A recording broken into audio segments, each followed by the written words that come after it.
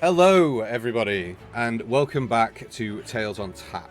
We hope that you're having a wonderful week so far. How are you all? Let's see how many people are in the house at the moment. Not many. It's fine. We're all here anyway, aren't we, guys? Apart from Evan, who at the most opportune moment steps away from his camera. Off. He's back. Yeah. Evan, you know that we're live and we started the stream, right? I'm aware.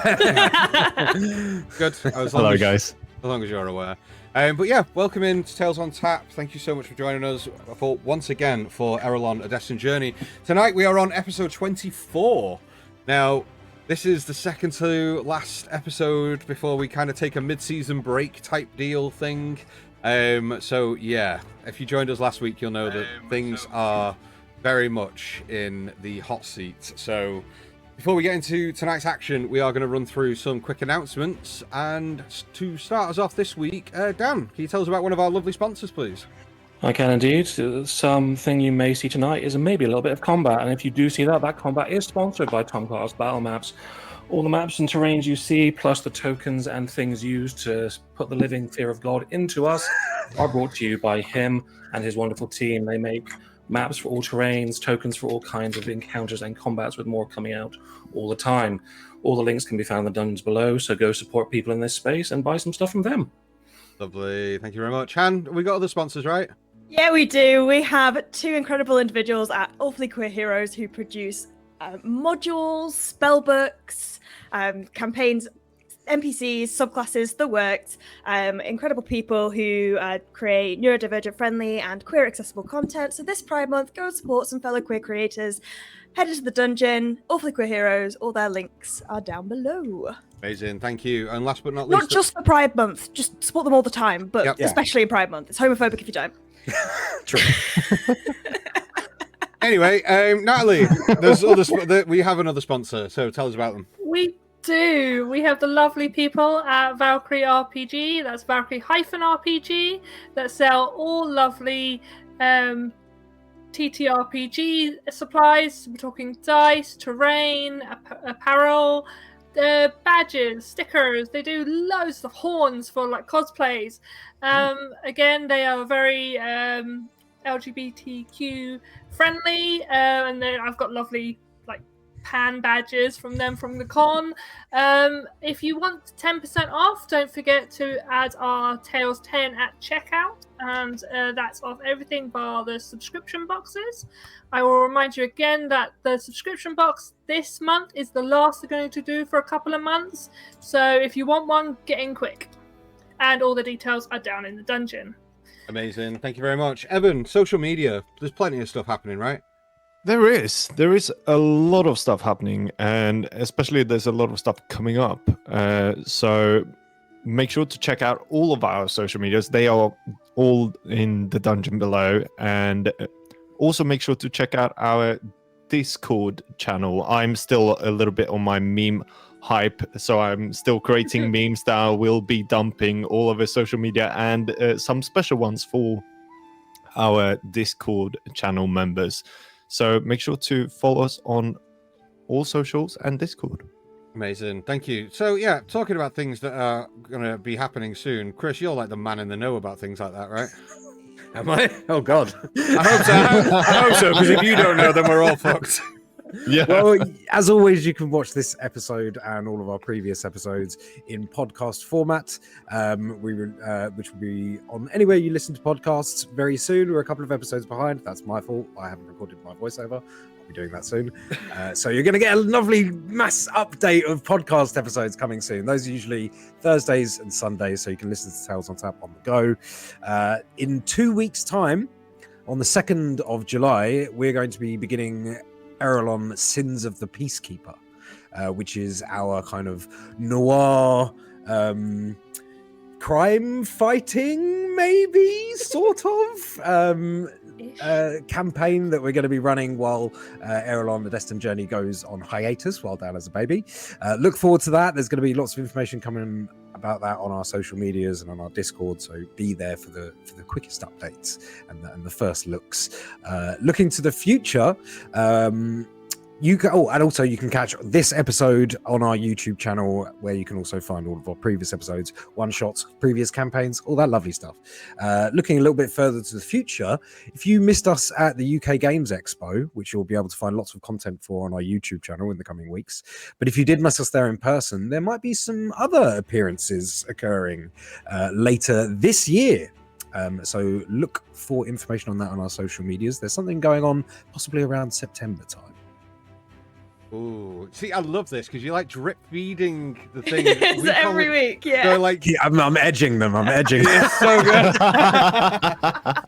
Thank you very much, guys. Edging Wonderful. them with updates. Yeah, love that. Love that. But yeah, thank you very much for all the updates. As always, you don't have to be a subscriber to watch our content. You can come and just chill out with us on a Tuesday evening and watch all of the fun stuff happen from the comfort of your own living room or the pub, as Ruth is currently in. You can Oh, watch wow. You can watch it wherever you have internet, I suppose. Just turn the football off and put us on. Yeah, exactly. Spain who? Portugal who? Who gives a fuck? That being said, if you do want to support us and you want to obviously subscribe to the channel, then there is a little purple button just underneath the screen. If you haven't already, you can click that. It unlocks emotes, channel badges, all little fun kind of niceties that you can kind of show off in chat to say that you're a true supporter of the channel as opposed to these wannabes. But beyond that, if you don't have to even pay for it. You can, if you pay for Amazon Prime, you can connect the two and get it for free. But like I said, you don't have to like support us in that way. Just come and watch us. That's the most support we ever need. But yeah, that pretty much sums everything up from me. We are about to jump into tonight's episode of Aerilon: A Destined Journey. But before we do, I'd like everybody to roll a d20 apart from Evan, please. I have no dice. Awesome, Ruth. If you're Always. able to, I'll give you 50 quid if you manage to get Tales on Tap onto the TV of the pub. I tell you what, I will do one better, Ruth. If you can, I've got you on Discord. If you can go around that pub now and get 10 people in that pub to subscribe to our YouTube channel by the end of the stream tonight, I will transfer you 20 quid. I'll get your bank details on Discord and I'll transfer you some money. I think this is going to backfire. I don't think people are going to be very happy at Ruth. Challenge accepted. Right. So rolling for notes. Dan, what did you get? 11. 11, Han. 18. 18, Natalie. Got 5. Chris. Deuces, baby. Nice. Excellent. If you could possibly take some notes for us this week, Chris, you are going to be taking notes and recapping for us for our mid-season finale, which is next week. Okay. Yeah. So big things happening this week, and we're about to jump into it. So we play some D&D, guys. Let's do it. Yeah, Let's go. Let's do it. Amazing. So if you haven't already, get yourselves relaxed, get comfortable. Ruth, go grab another pint, and we'll see you in about 2 seconds when we jump into tonight's episode of Tales on Tap. Tales on Tap. Tales on Tap. It gets worse every week.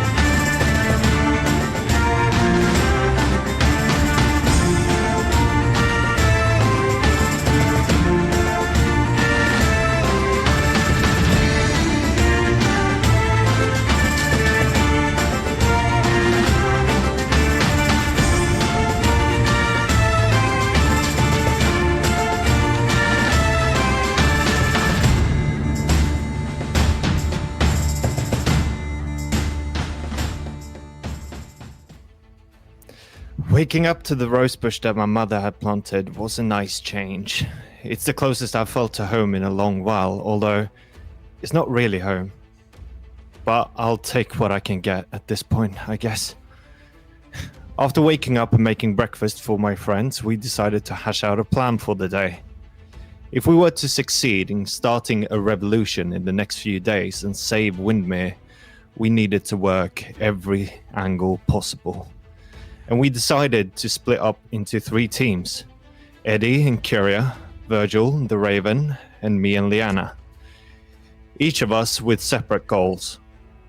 Eddie and Kyria were supposed to convince Moore and Essen to spread the word among the past and present residents of the Artful Lodger, as well as see if they could find followers of Milani. Virgil and the Raven were tasked with finding an opponent of Malgrave's, someone higher up in the politics who would hear our evidence against Malgrave and his goons. And me and Liana? Well, we needed to convince the Druids to help us, as well as the gladiators from the House Galahad and the other houses from Liana's gladiatorial days. Safe to say we had a lot on our plate, and splitting the party in a situation like this might not have seemed like the best thing to do, but how bad could it go? Turns out, really fucking bad. The first part went quite well. We had a talk with Thalia, and although they weren't that pleased with my request, they seemed to understand the gravity of the Dread Sultan's arrival and what that could mean for the city and their grove. After a bit of convincing, Thalia told us that she would ask around, but she also said that she couldn't make any promises. And with that, the first task was done, and we continued forward.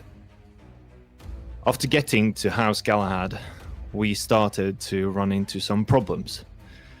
Liana remembered that usually the gladiators wouldn't be out in the yard fighting at this time, but I could swear I heard the sound of swords clashing. We pondered over the best way to get us in, but eventually landed on Liana turning herself in and me wild shaping into something small to hide between her fur. Surprisingly, it worked. I managed to wild shape for the first time properly, but like I said, it could have gone better. We thought that Liana walking in, she would be brought into a holding cell underneath the mansion with the rest of the gladiators. We were wrong. Instead, what happened was that armed guards surrounded us, and after a while, Galahad himself stepped out to greet us. Apparently, Liana had punched his face quite badly the last time they had met, and now... oh god, now he's getting payback! Oh god, he's ordering the guards to attack her, and she can't defend herself! I know I swore not to fight, but... I must do something. I can't let her die. Liana, hold on. I'm coming. Go Pim! Go Pim! Go Pim! I just got actual chills. Oh, Oh. an apt recap. Was splitting the party a bad idea? Nope. Is Liana surely doomed? Well, maybe. We'll find out, right? Right, guys? That's on you.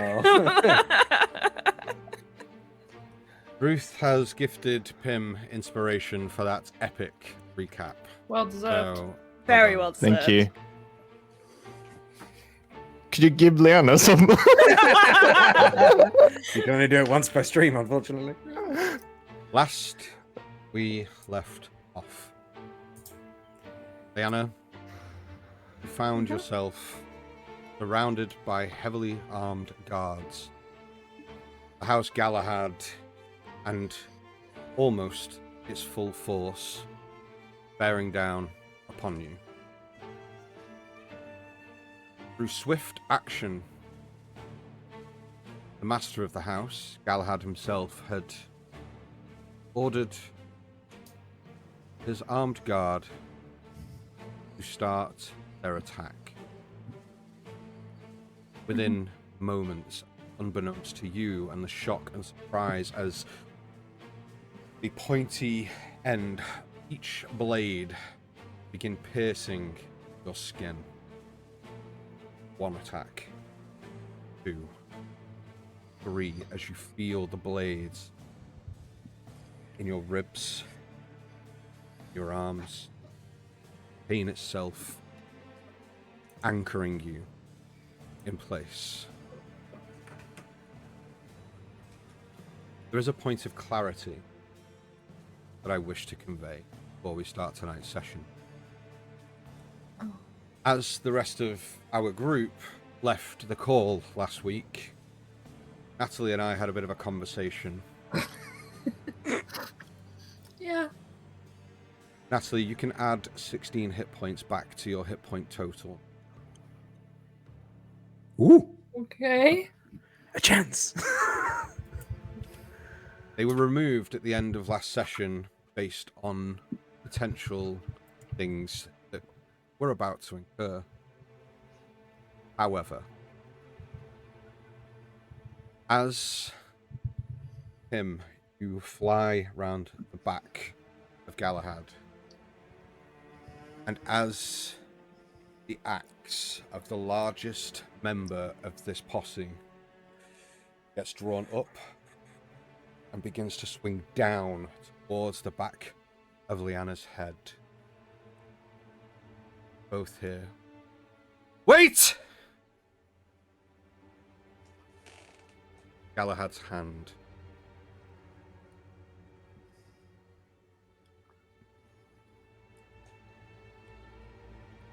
So, Prodigy returns.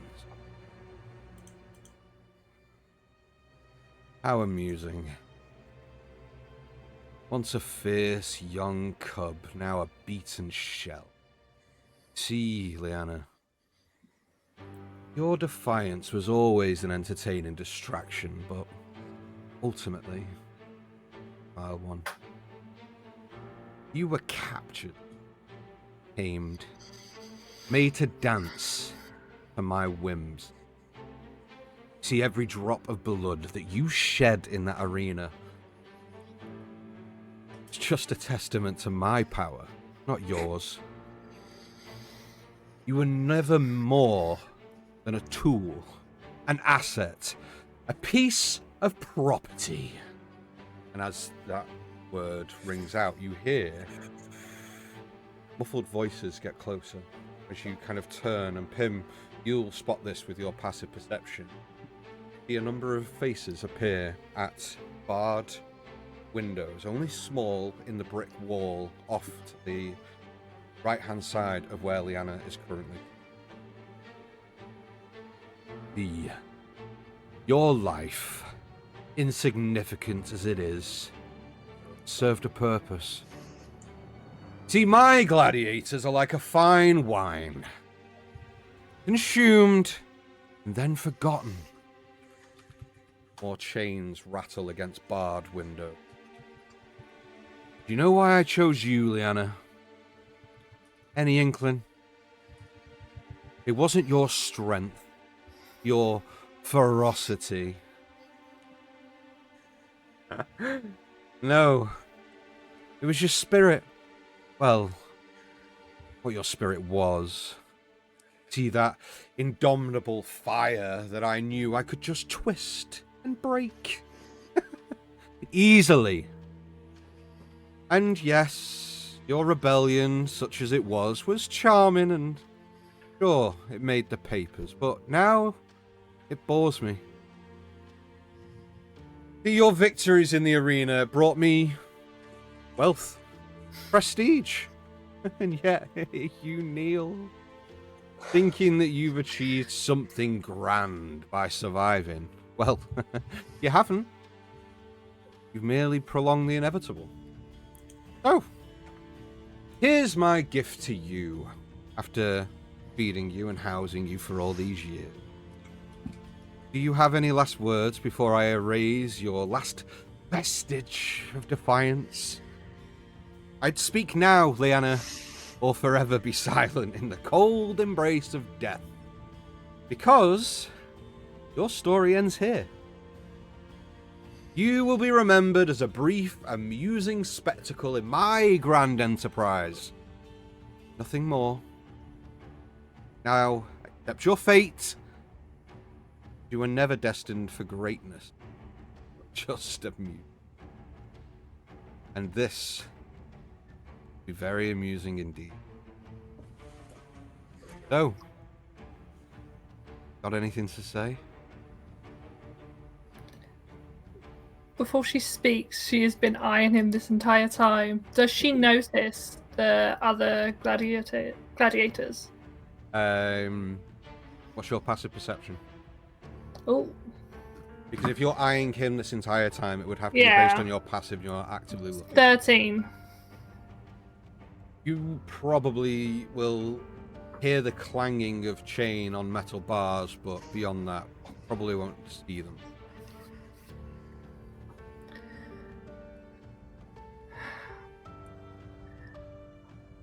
You were always wrong about not just me, but all of your fighters. She raises one, she gets onto one knee, like to stand up, but not quite yet. As soon as you lift one knee, a blade gets placed on your shoulder, your neck. We are not commodities to be used by some dictator. We are people. She looks to the side. We are strong. And if we stay together, and again, she's now addressing like others, we can win. Roll me a persuasion check, please. Oh, okay. Oh, oh, I'll have to do something, but You have, still have advantage invincibility? because of enhance ability, yeah. Evan, move Yes. a little bit back from your mic. Oh, sorry. Yeah, it's reverberating. I know we're all sat forward because this is tense. But just I'm shaking. I know. I'm shaking. that's a 22. oh, shit! You start hearing the clang of chain on bar. Ding, ding, ding.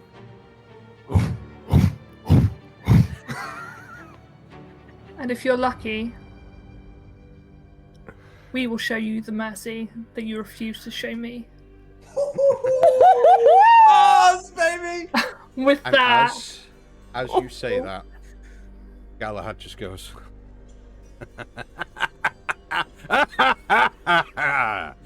I would have chosen different words. Now enough!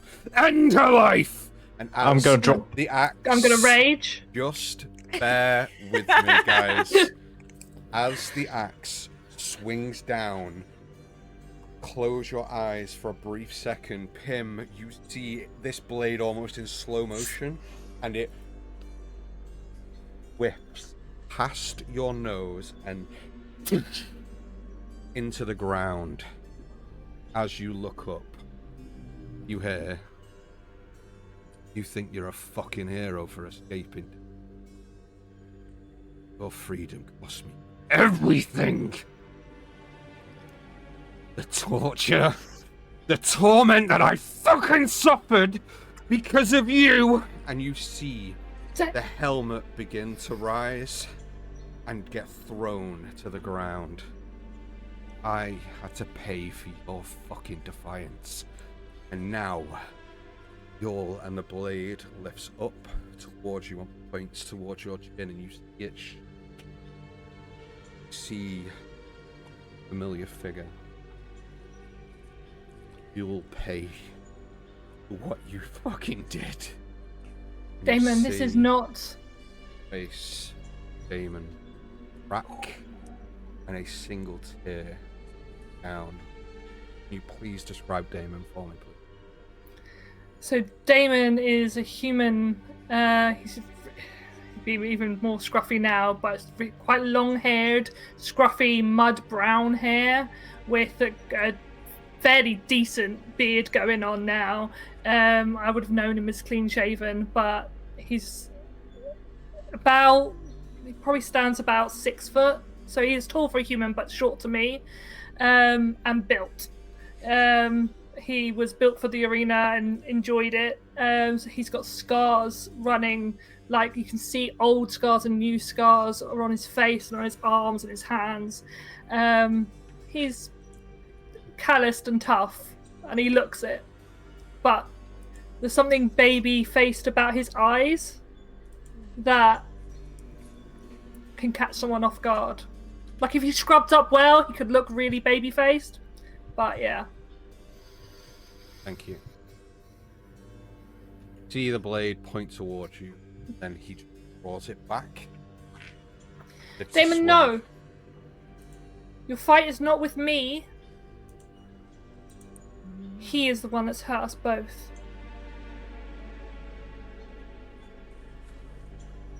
Make a persuasion check, but you're having a straight roll. It would be a disadvantage. Okay. But you have advantage because of your enhanced ability, so... No worries. 18.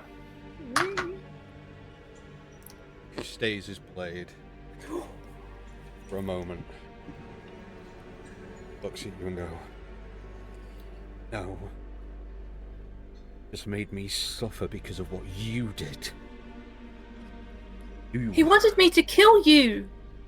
It would be me or you. And I would have died in glorious combat, as is our way. The There's crowd no glory in would have killing cheered. people for money. There is no glory in that. I have now learnt that there is glory in stopping Oh god, I haven't got my dice ready. Go on, sorry. evil. No, you don't need him. You don't need him. No need to die. Put them away. There is Leanna, only We're still glory talking, we're in still stopping evil. there's a 16 hit. Ooh. Yes, just.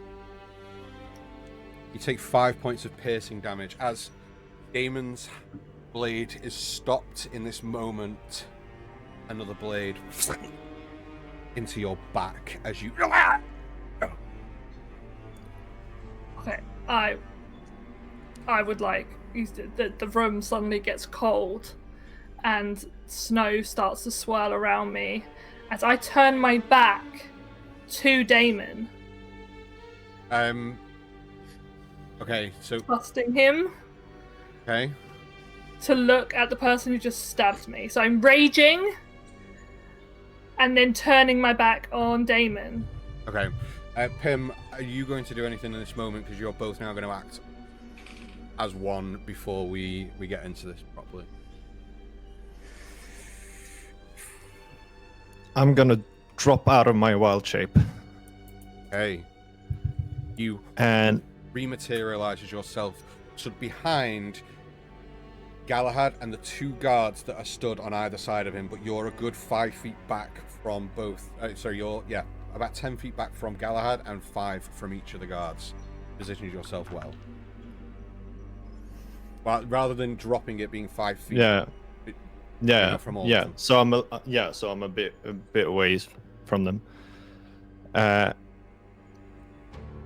and I'm gonna ready a second level guiding bolt, Okay.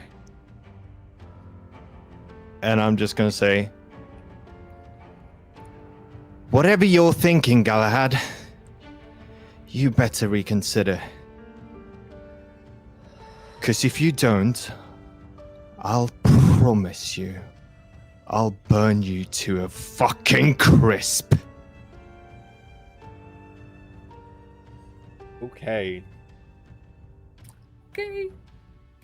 In the meantime, across town,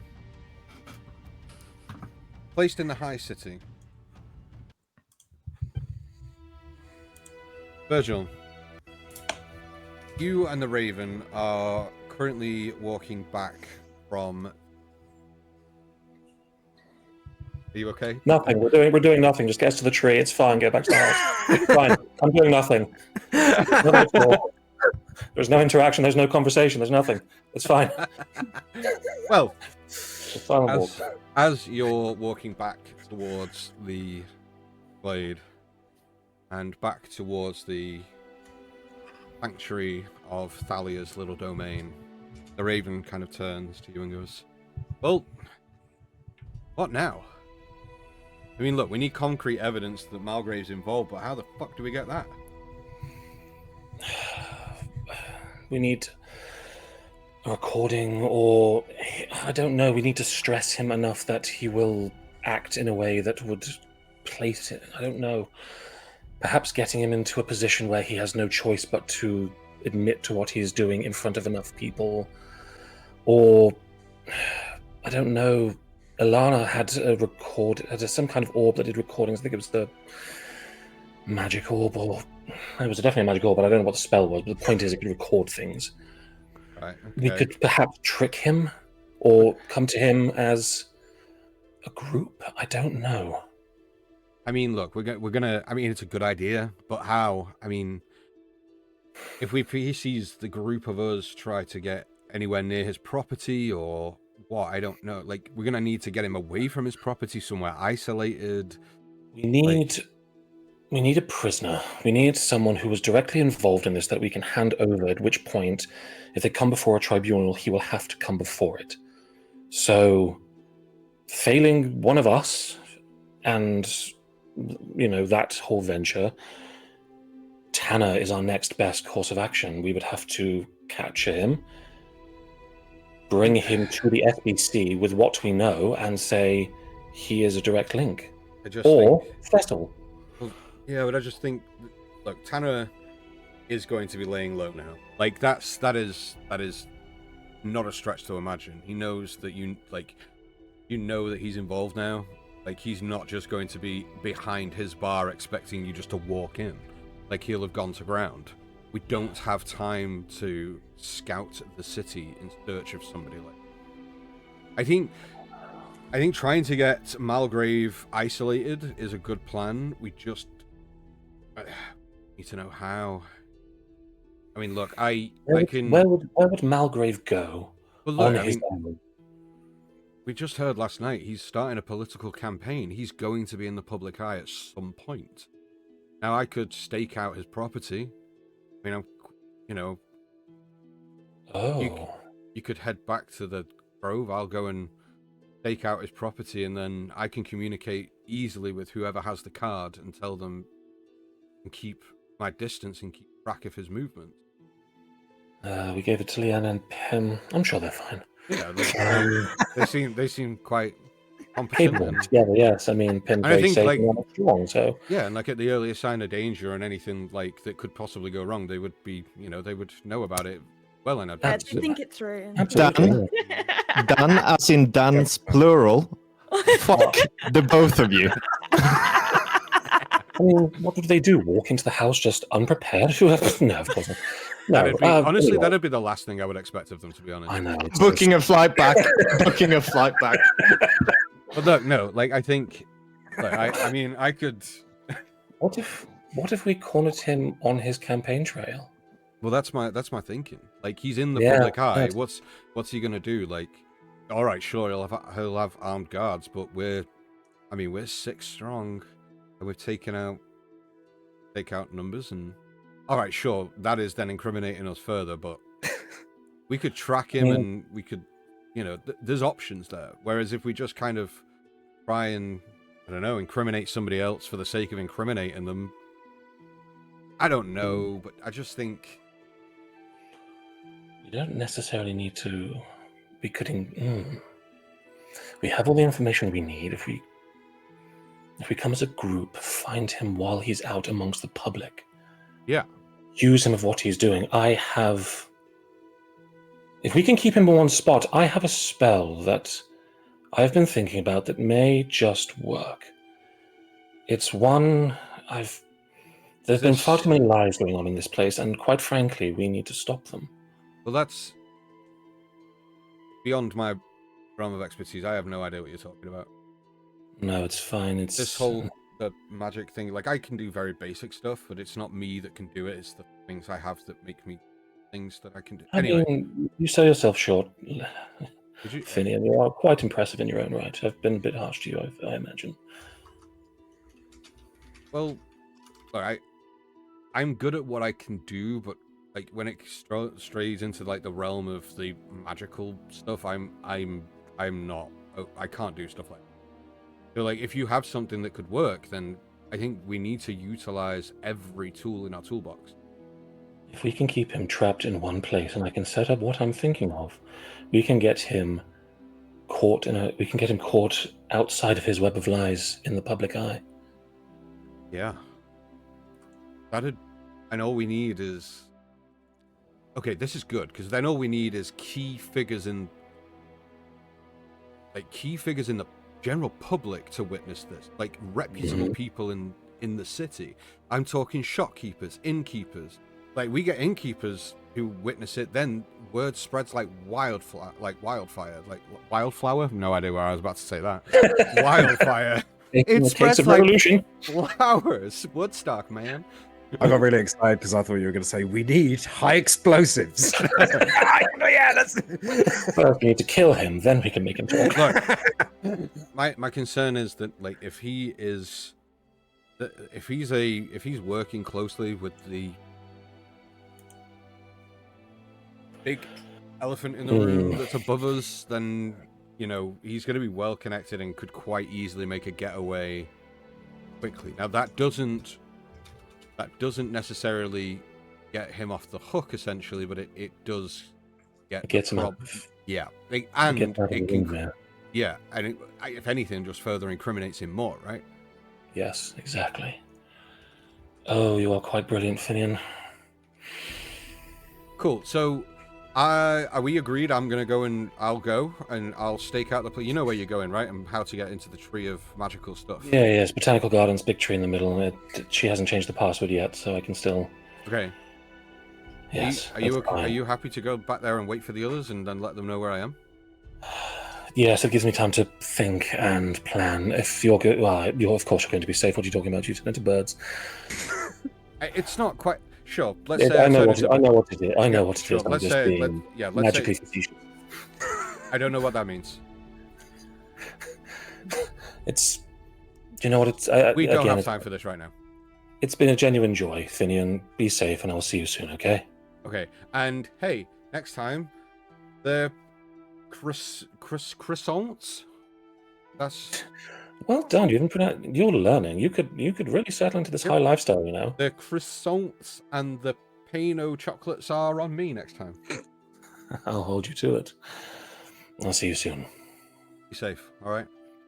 You too. I like where this is going. It's nice, isn't it? I feel like we just don't get enough alone time. I'm not great in groups. I'm not going to lie to you. I just don't do well. Well, can I be honest with you? If I would expect nothing less. I just think you're a little bit missing. I think you're cut from a different cloth than everyone. Sometimes when you're about a different lifestyle to other people, it can take some time to adjust. But that doesn't mean that you should necessarily stop being far. Just have an understanding that it can take people. Sorry, just a moment out of roleplay there. Affirmation. Virgil, he genuinely just kind of looks at him and just, thank you. It's the most understanding. Yes, thank you for everything. I'll see you soon, okay? I'll make sure the others know what you're doing and that you'll be back safe. Okay. You have the card, don't you? Because you're the only one who's in contact with Leanna at this point. I have the card. All right, well, also, let's hope you don't fall in trouble, whatever. Yeah, you should probably know that I don't use a card. Like, I just have this connection to... Anyway, it's a whole... You should probably know that, but, you know, being all, like, magical and all that kind of stuff. Hey, look, it's me teaching you about magic. Isn't that a cool little change of positions? Is that what you call it? Like a change of position? I tried to say that last week, like, but earlier on today, but you laughed at me, and I think it's called a Freaky Friday. That's what they called it at school. I'm not 100% sure, but yes. It's just sending stones. There's usually two. There's one. They're connected. That's what they can talk. So if it's just you and this card, it's not made of stone.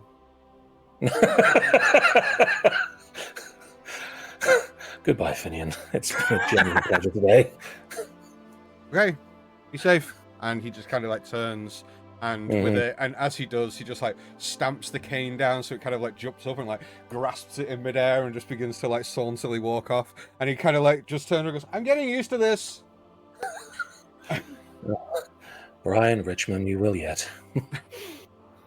And as you... And Berto just takes to the least known of the street this time around, saying he's no longer with eloquent and rich-looking company, and makes his way back to the botanical gardens. Amazing.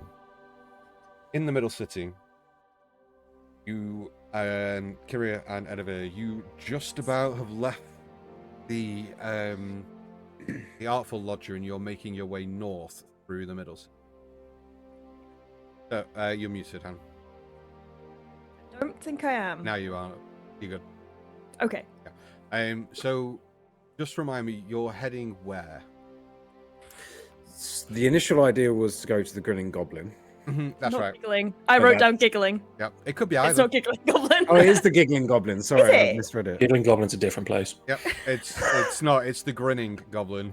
It is the Grinning Goblin. Yeah, you were right. I don't doubt yourself. I was wrong. Yeah, but I've got here leather armor dagger guy, Grinning Goblin. That's the full name of the bar, but they just shorten it a bit. Yeah, so that was the initial idea, but I think as we're sort of leaving, Edivir would like sort of first say, everything go okay? Did you... I mean, as well as it could have, I suppose, or... Yeah, no, it did. Essen's in the hospital. Oh. Sorry to hear that. Is it serious? I don't think so. But I'm not sure if Moore would tell me if it was serious. She's seeing her tonight, so apparently she should be out in a couple days. So it can't be too bad, right? I hope so. But yeah, I mean, Grinning Goblin is a name I've heard of a tavern where people who are looking for work go. But I don't know, you know this city better than I do, sort of. You're gonna have to remind me what. So we did the Moore and Essen thing. You're trying your god. Well, person? yeah, I mean, I've got these that I'd like to put up, but we need to know where to. The point I'm thinking is we need a gathering place. It's all well and good sort of spreading the word, but Yes. it would be even better if we had A some kind venue. of direction or some kind of, you know, Yes. a way to organize and channel this thing that we're building. Okay. So, if we The can't do dogs it, we can't do Outside it. of barking really loudly. 2 seconds. We can't do it at the Artful Lodger because that puts Moore and Essen in too much danger. So we need to find an alternative place, somewhere that doesn't mind a little bit of sneaky action going on in the basement or something like that. Well, I feel like that needs to be the most likely is going to be, well, just thinking statistically, I mean, we want to get as many people as possible, so isolating it to the Undercity is probably not the best idea, but if it were to be in the Middle City, it would likely cause too much of a stir. The dogs are really not happy. It's fine. Sorry. There are dogs as you're like walking through the city. Yeah, window, there is it's loud ambient. there is dogs them. barking just off in the distance. You can't hear them. Okay, cool. It's just on my end. It's very distracting. Sorry. But then if we put it in the Lower City, you know, seedier behavior is, you know, more unnoticed, and I think it's probably best bet to try somewhere here. Do you know anywhere like that in the Lower City that might be open to that kind of thing? Oh, does Kira know anywhere in the Lower City? Like anything anywhere like that? Roll me a history Just- check. With disadvantage. Because I am exhausted. Oh, bollocks. Certainly are. Oh, I thought it was because curious. I thought it was No, just no, no. self-imposed, yeah. No. 15. Ooh. You do know of. Yay! Um, I know things. it is, and Edivir will probably like this because it's called the Cloak and Dagger. We spoke about this in my session 0. Yes, yeah. we did, and it is a the brief I have, and the elevator pitch is a secret meeting place for spies and covert operatives. Okay, excellent. I also know why Kyria knows this. Yeah, there you go.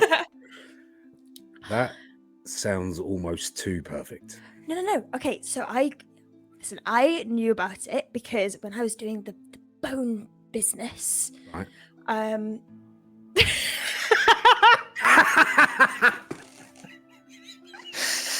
Oh my god, I can't believe I was the last one to pick up on that. No, continue. This is getting clipped, by the way, so just keep going. Stop saying that. Own business. As I was doing the Christ's sake. Yeah, Kiri has no idea what they've just Carving. said. Yeah, Evan, and no one as else I can was hear doing me, the but you bone need carving, to sit back from your I met mic, this mate. guy, and he was saying that, if you can meet me at the Cloak and Dagger to, deliver then that'd be the best place because nobody really ever goes there, and it's kind of known for that type of space. So if we can do it, that would be perfect. Cool. All right. Well, we should probably go and check in there first to make sure that they're open to such a thing. Or Yeah, I can definitely remember where it is. I can't. We'll have to find it. right. Okay. Before we get too far away, maybe ask more. So smart. More. Sorry, one last question. Well, then we are leaving. The Cloak and Dagger. Where is it?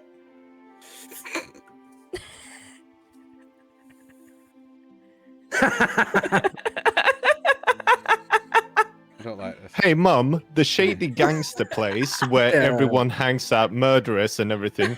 Where is that? I don't like that. What's the Don't worry quickest about way it.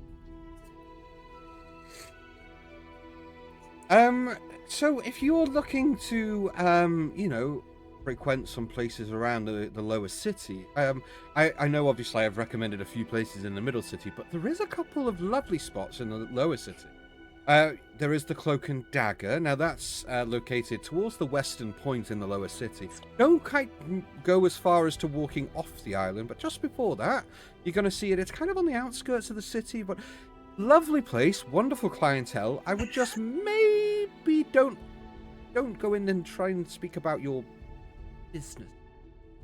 Now, another place I could recommend. I'll be is- careful. I love you. Bye. So I was saying that as I was going through. Just don't walk off the edge, I which I mean, felt was pretty self-explanatory, to be honest. yeah. I mean, if they said probably not mention our business as well, maybe it's better to just direct people there and Well, I think we have it still not scope it out. prearranged. We'll still scope it out. We'll definitely, still have a look what's there and what the situation is. Also look at entry and exit points just in case that there is any issue. As you sort of say, entry and exit points and stuff like that, Edward just kind of like stops and looks at you and smiles a little bit, then carries on. Nods his head. Learning. All right, well, fuck it then. Why don't we just put these up and direct people to the Cloak and Dagger? Okay, that sounds good. What's the worst I that's should- happened? Yeah, we'll find out. I should probably disguise myself again. I will just disguise myself again just for the sake of doing it. I Hey! thought you already had. So you're. I dropped it when I did the big reveal of my hair and stuff to Yeah, but Maul. you at the end of last session you did put it back up again, just before the end of last session. So you have got. Yes, an I hour of did. it. I know. Yeah, that's why I'm saying. Yes, I forgot about that. Thank you. Don't worry, you're all good. My limited memory holds like just tiny little detail. Like I have no idea where you were going, but I know that you were disguised going there. That's how my brain works. That's fair. So you guys start heading off, kind of westerly towards the Cloak and Dagger. So, the House of Galahad.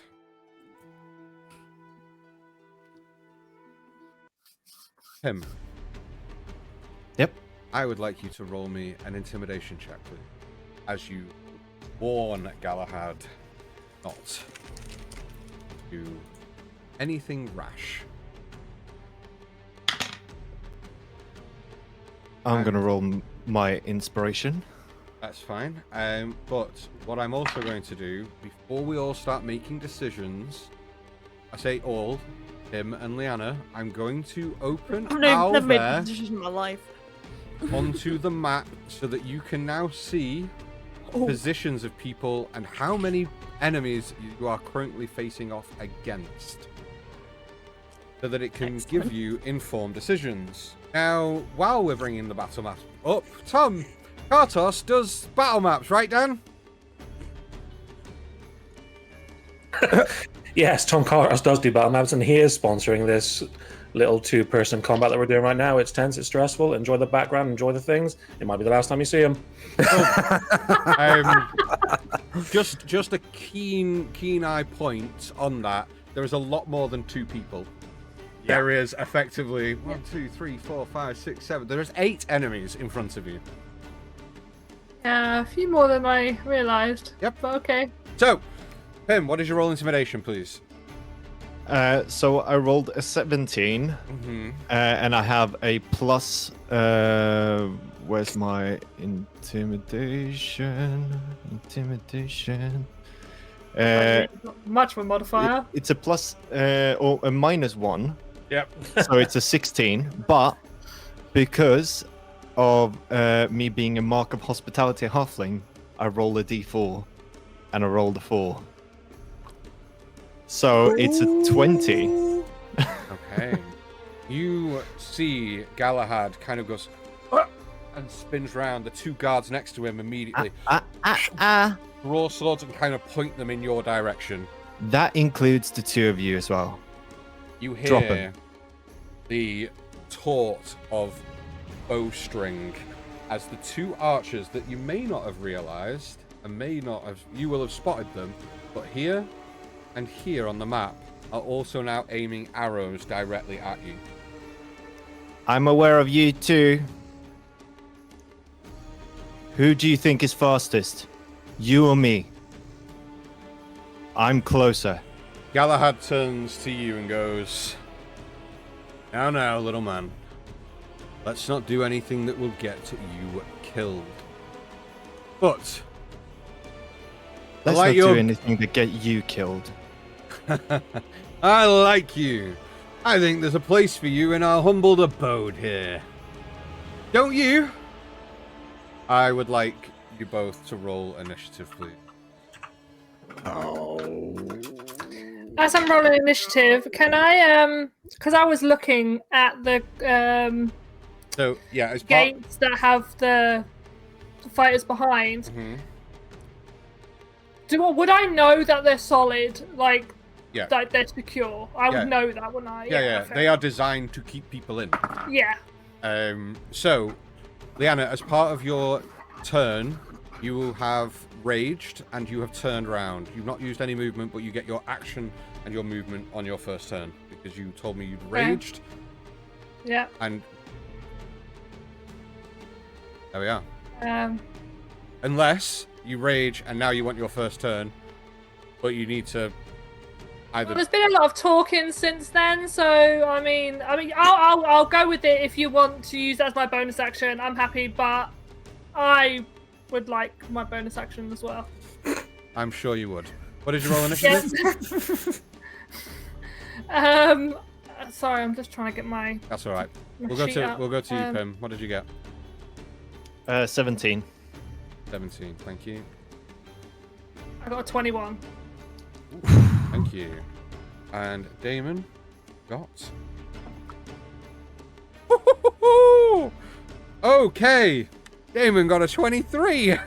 Oh my god! I rolled a natural 20 on Damon's initiative. Gee. So. Are we ready, kids? Sure. Let's Let's do do it. this.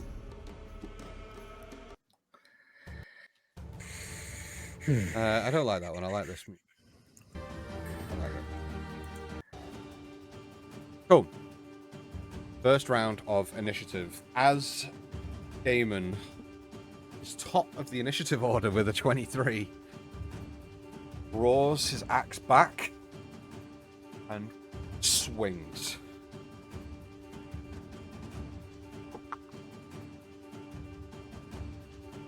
That is definitely going to hit.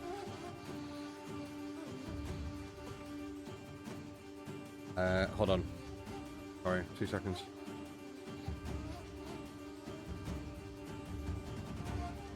This is a lot of moving parts, folks. So I apologize. I just need to get everything in order so that we can do this properly. They are gonna. Okay, 1 second.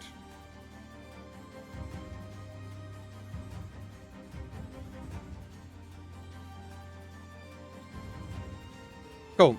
And as the axe swings, over your head, and it finds purchase straight into this individual, causing them a whopping 14 points of damage. Nice. They are... I think you were going to say 40, and I was like, what's that? No. Kill this guy. We need his axe. Oh, I've done it the wrong way around. 1 second. I've put their AC as one number, and it's not. It's the other number. Bollocks. So I've put the AC in hit points, and then the hit points in the AC, and now I can't alter their AC. Give me a sec. God damn it. God damn it. Join us. Incredibly high AC. Join us. I was going to say, fucking hell. 32 Never AC. going to fit him. I'm here for it. Like, Not quite. Cool. Right, we're good. Join us next week for more well-oiled D&D-ness. And that is that dude, which is minus 14. Done. Right, cool. And that is their attack. He's going to look down at you and go, you won't have much time. Get to your things and get out of here. It is your turn, Leanna. can I see who is holding my weapons? If I look around, can I see who is holding my weapons? So this is going to be the search action to try and locate your item. There. If you want to take your action to do search, then I will do that. cool. Roll me a perception check, please.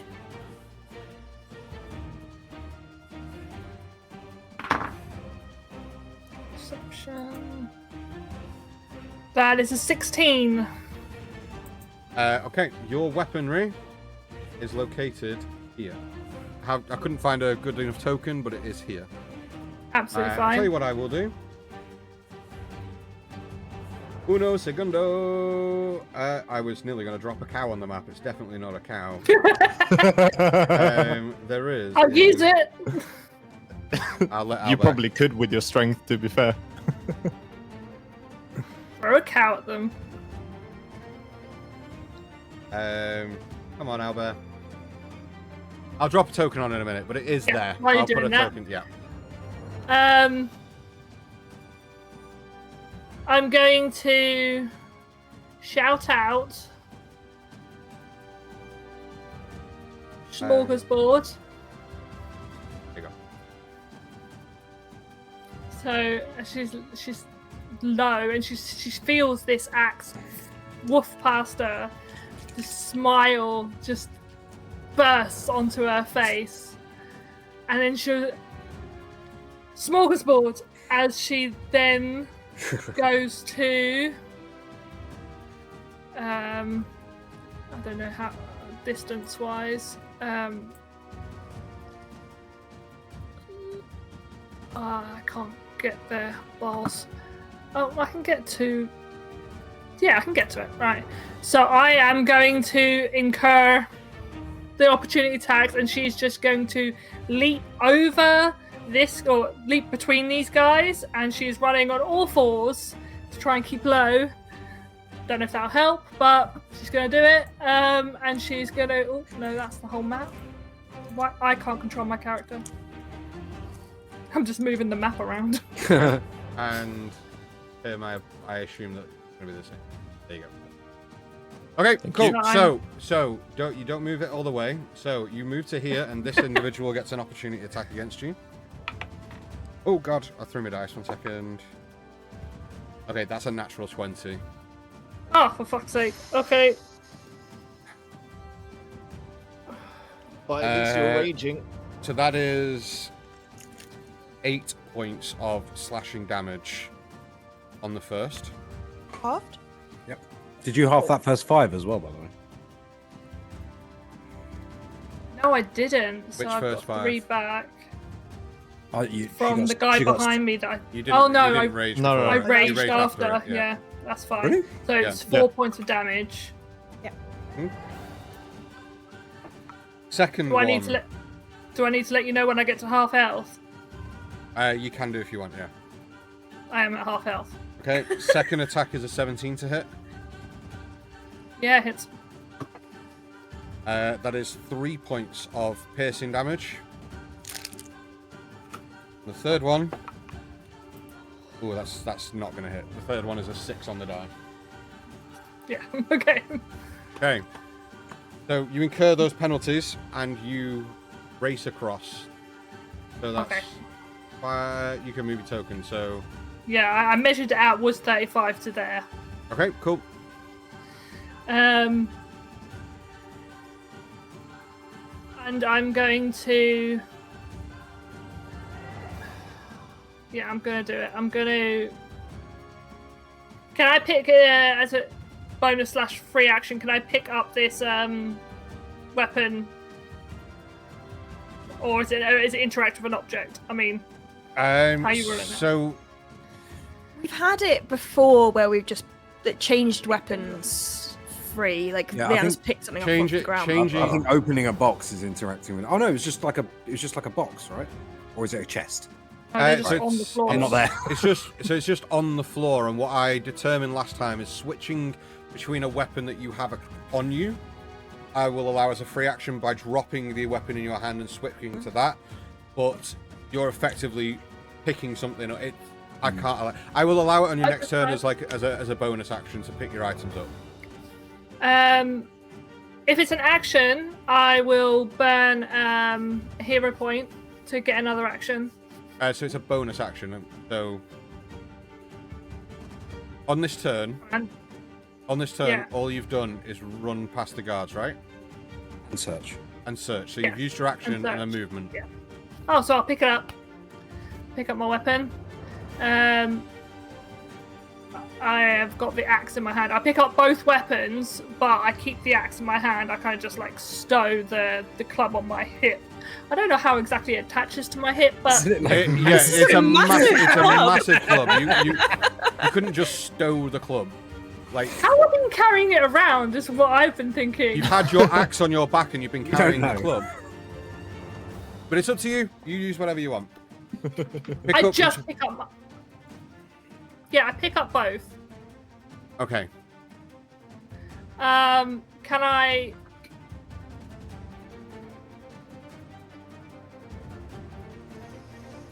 No, I'm not going to burn my hero point. I'm going to stay here and I'm going to just shout again, smorgasbord. To. No, actually, what I'm going to do, I'm just going to shout to Damon. Come with us. Okay. At the end of your turn, it is this individual's turn, and they're going to loose an arrow towards you, Pim. Right. Would that trigger my reaction since I was holding Guiding Bolt? Trigger. Sure. Go ahead and roll to hit. Don't do anything rash. Sure. So I would assume that this is rash. Sure. Go ahead. You're going to fire a guiding bolt towards Galahad, right? Yeah. That is 19. And 19 will hit. Go ahead and roll me some Let's damage, go. please. Pim's first damage. Like Pim's, not Yeah. Bard. Yeah. Him. Yep. Okay. Boy, Come on, buddy. You got this, mate. Big numbers, come on. Big numbers. Can someone keep count with me? Yep. Yeah. 3. Okay. 3, 6, 5, 11, 3, 14, 5, 19. and that's 4 of them, right? I don't know. You rolled the dice, brother. Three, Why are you asking us three, how many dice you roll? 3, 5, 3, 5. That's 5. Yeah. Okay. So what, 19. so what was 4? 4 is the first level, and I shot it at second level. Yeah, so 19. Yeah. You're fine. 19. Yeah, I know. Dude. My math brain went, nope. Shutting down. So 19 points of damage as a guiding bolt bursts into Galahad's back. Do-do-do-do. Next attack on Galahad is with advantage. You leave this faint glow on him. Does a 16 hit him? Yes, it does. Oh, that is 9 points of piercing damage. That is full damage. Apologies. As the arrow and pierces into your side. Cool. Then they are going to move 5, 10, 15, 20, 25, 30. There. Next, the next individual here is going to fire their bow towards you. And that is an 18 on the die for a 21. Yep. That's not as bad. That's 7 points of damage as the piercing arrows in both sides. And that individual is going to 5, 10, 15, 20, 25, 30 to there. Okay, this individual here is going to move 5, 10, 15, 20, 25 to here. Let's spin them around so it's a lot more thematic. And It's not hitting me like this. Yeah. And they are going to try and attempt to strike at you, Liana. Oh, come at me, bro. Okay, so that's a 14 on the die for a 17. Oh, yeah, okay. Okay. Yeah, hit. Who reads As the they post-it note? swing their great sword down, which is a d12. Oh, I don't want to roll that one. I want to roll that one. So that is going to be 9 points of slashing damage as this great sword comes down and slashes you across your back. Okay. Used to fall. Also, you like Damon's token? That's quite cool, right? I do. Yeah. Very cool. That is exactly how I imagined him, apart from this dude's got long hair. It's the closest thing I could get, so there you are. That's Damon's. Anyway. Right, so this individual here is going to step forward and attempt to pierce Damon with their spear. Good fucking luck, buddy. Ooh, so that's a 50. That will hit with the spear. Is a D6. Oh, and it's max damage. So that's going to be 8 points of damage to Damon. Oof. Big hit there. And this individual here is going to turn and step towards you, Pim. Within 5 feet. And is going to attempt to bring their sword down on your head. Okay, so that is a 14 for a 17 to hit. Only a D6. Give me a It's only a 10. D6. It's a short sword. A Schwartz sword. Trash work. Okay, that's not too bad. That's 5 points of slashing damage to you, Pim. But it is now your turn. Still Can't muted. hear you. You're muted, buddy. How embarrassing. I said that I'm below half. Oh, God. Okay. Oh, that's another reason why we should have paired these two together. Okay. Oh yeah. That's okay. Mike, okay. It is your turn to act. Oh yeah, he got a spirit walk. Mm-hmm. Right, so, well, seeing as I'm not a melee fighter, I'm a ranged fighter, since I'm now a fighter, I'm in a little bit of a predicament. So, I'm gonna bonus action summon Bark. Okay. I have a Next token to for me. that somewhere. Just finding my cute little bark token. There he is. Yay. There you go. Cool. I'm gonna buy myself We're gonna need using a hero. We're gonna need a better token for bark. Oh, I love it, man. It reminds me of something from Nightmare Before Christmas. Oh yeah, Yeah. yeah, that's cool. Well, who knows? We might not use Pim after today, so you never know. I'm gonna buy myself a bonus action using a hero point, Okay. and then I'm gonna use. Let's see what I need to do. Measure stuff. So just for clarification, Pim, you have no more hero points left because you only got the one back after the long rest last time, and Liana, you have one left, right? I have 2 in that case because I had used only 1 since, or I've used 3 out of 4 before the next, before we took this long rest. So I would have 2 then. You gain 1 back, right, per long rest. You get 1 back per long rest, and we gained 1 from leveling up. Yeah. Yeah. So I have 2. Okay. Anyway, we'll take this off camera. That's fine. We'll take this offline. Which I hate people that say that in meetings. We'll take this offline. No, bitch, tell me now. Go on. So I'm gonna use my action to cast. I'm gonna use my hero point to get a bonus action. I'm gonna tell Bark to teleport me underground, 20 feet away from these guys. So it's 20 feet from where we are. So there to this little square out in the field. Okay.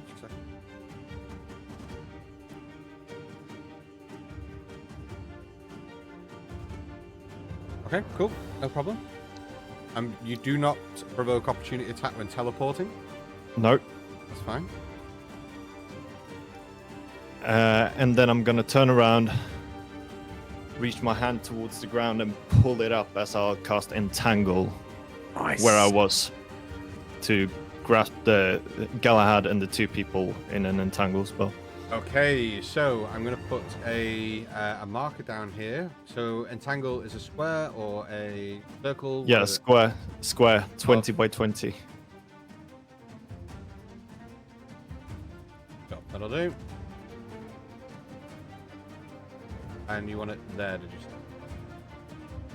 Yeah. Okay, so it is a save for them? Yeah, it is a save. It's a strength save. 14. Which they're probably good at, but... With a shot. Okay. With a shot. Old man Galahad. Yeah, You I don't did look too, hurt you don't his look too leg. tough. Okay. Sure. He is ripped as fuck, actually. It's like, have you seen this token? What's the save, sorry? Strength 14. Strength. Okay. Okay. Galahad saves. Now he rolled a 16 on the die, and the other 2 both fail. So the 2 guards Okay. Cool. get caught up and tangled in this spell. And then Wrong sound I'm effect. gonna... Fuck off, Dan.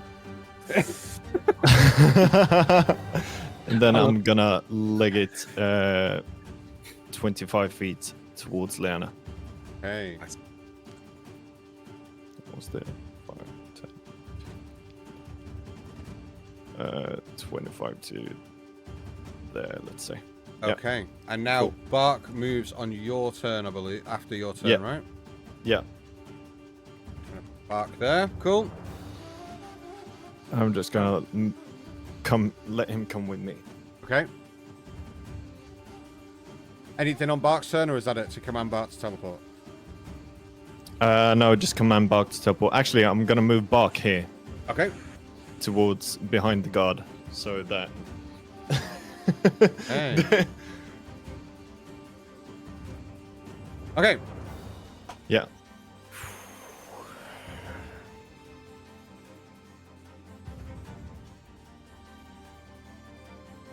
Okay, so Galahad's turn. As their... Ooh, so they get... It's a multi-action. So they are going to... remind me, with Tangle, is it per 5 feet movement they have to make an additional save? No, it's difficult terrain. So they per get five- half movement. Half movement, yeah. Excellent, thank you. Good to know. Well, they have 30 feet, so they are going to move 5, 10, There. Out of the entangle spell. They are then going to, with their special action, they are going to use their leadership ability. And they are going to give this individual here a little bit of a buff that I will tell you on their turn. And then they are going to use their action, their second action, to use the dodge action. Is he a pussy? Yeah. Cool. Sorry, Dan. So this individual here has to make another strength. Sorry, no. No, they are restrained. They need. Restrained, so on their turn they have to try and they can make a save at the end of their turn to break free, right? Strength check Strength check to break to free. use their action. I think. Yeah, use their action to make a strength check. Okay. That's an 18 on the die. And it's at the end or the start of their turn, just to confirm. No, it's using their Their action. action. You're using their action. Cool. So they break free of that strength. And they will use their movement now to 5, 10, 5, 10, 15, 20, 5, 30. And we'll begin chasing after you. This individual's moved. That individual's moved. It is now this guy's turn. Fun. Fun, fun, fun. Yeah. Cool, right? Mm-hmm. They are going to notice that movement. They are going to try, and because of their leadership ability, they now get multi attack. They gain an additional attack on their turn, and some temporary hit points. You hate to see it. You do, don't you? So they gain 5 temporary hit points. And gain the ability to attack twice as their action for the next minute.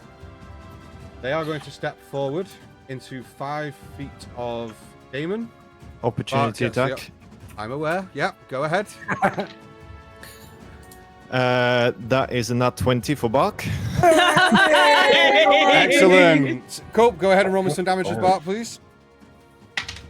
That is the full damage as well, so that is 12 points. Nice. Bark. Excellent. Nice. 12 points Question, of damage. DM. Yeah.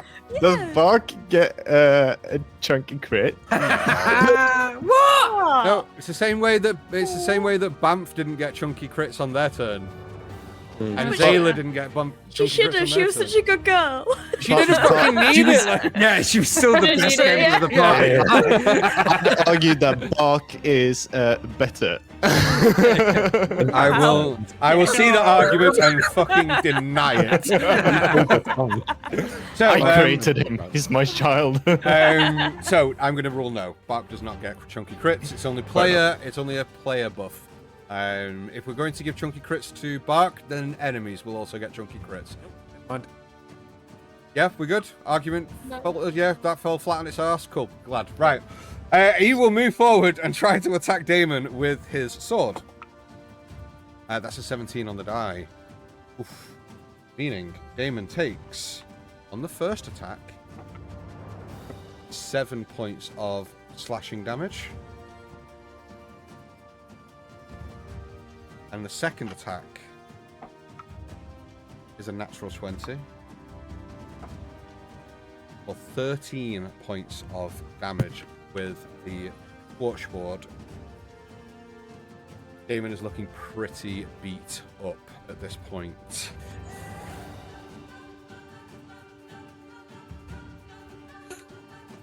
Top of the initiative order is Damon.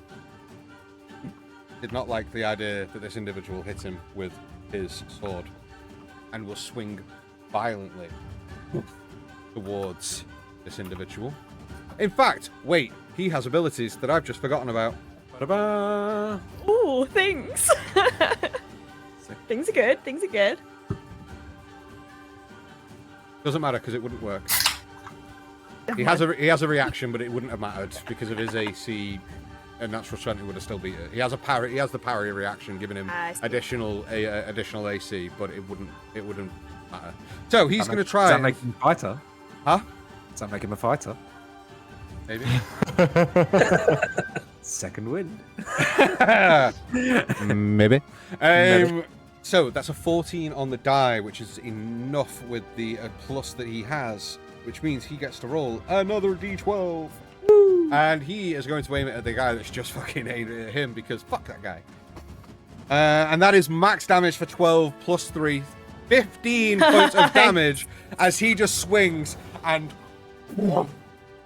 slices the axe through the midriff of this individual whose top torso is removed entirely from their legs as they and hit the ground as the crimson colour of blood scatters the grass around their feet. This guy is fucking gone. I miss using axes. Now 2 guys. Oh, Dan. We can play it like that if you really want to play it like that, Liana. No. Cool. That is his action. I will bonus action second wind. And I had a moment when I saw the archers, and I was like, "Oh, maybe they'll shoot me." Wait, I'm not there, and I'm not a monk anymore. Nope. I might finally get to use it. No. So he gains 5 hit points back. Damon's 5 hit points back. Cool. Liana, your turn. Liana's gonna see Damon taking all these hits, have been fully ready to run. Oh, sorry. Before you do anything, roll me a Constitution saving throw, please. Piss. Maybe it doesn't matter what you want to do. Oh no, that's not bad. That's not bad. My con's good as well. Yeah, but your con's been good the entire time, and No, that but I hasn't rolled helped. good. I rolled good this time. This is a 21. Oh, okay. There you You are so enraged by what's happening around you that you don't gain. You feel that the hairs on the back of your neck begin to creep and your claws start to elongate, but you manage to just put this up to the battle that is happening around you. Yeah. Exactly. Yeah, feeling that that surge again underneath her skin, she is going to turn and swing recklessly at this guy in front of her. Okay, so you can roll with advantage against this dude, which I forgot to number on the map, so I'm keeping a track. Yeah. I got a nat 20, dude! Oh, Let's go. that. That is That's why we go reckless. Oh yeah, dude. So I'm going with a d12 plus 4. Okay, so that is 11 plus 4. No, so 22 plus 4, 26. You double the die, not the modifier. Okay, yeah, alright, so 22 plus 4 plus 2. 28 points of damage. 28 points of damage. All right, Flash Art. And you get to roll a chunky crit. Yeah, I do. Yeah, you do. Let's go. So, I'm 19. That's gotta be fun. That's gotta be good. That's a big number. the foe must roll a DC 20 Constitution saving throw or fall unconscious. Damn. Oh, yes! That is a natural 10. You draw your axe back and slam it into this dude's chest, and you just see the whites of his eyes as he impact just sends this dude flying back 5 feet. His chest cavity open as he on the ground, sprawled out, unconscious. Nice. But I'm also going to give him the bleeding effect. Ooh. I'm playing Baldur's Gate 3.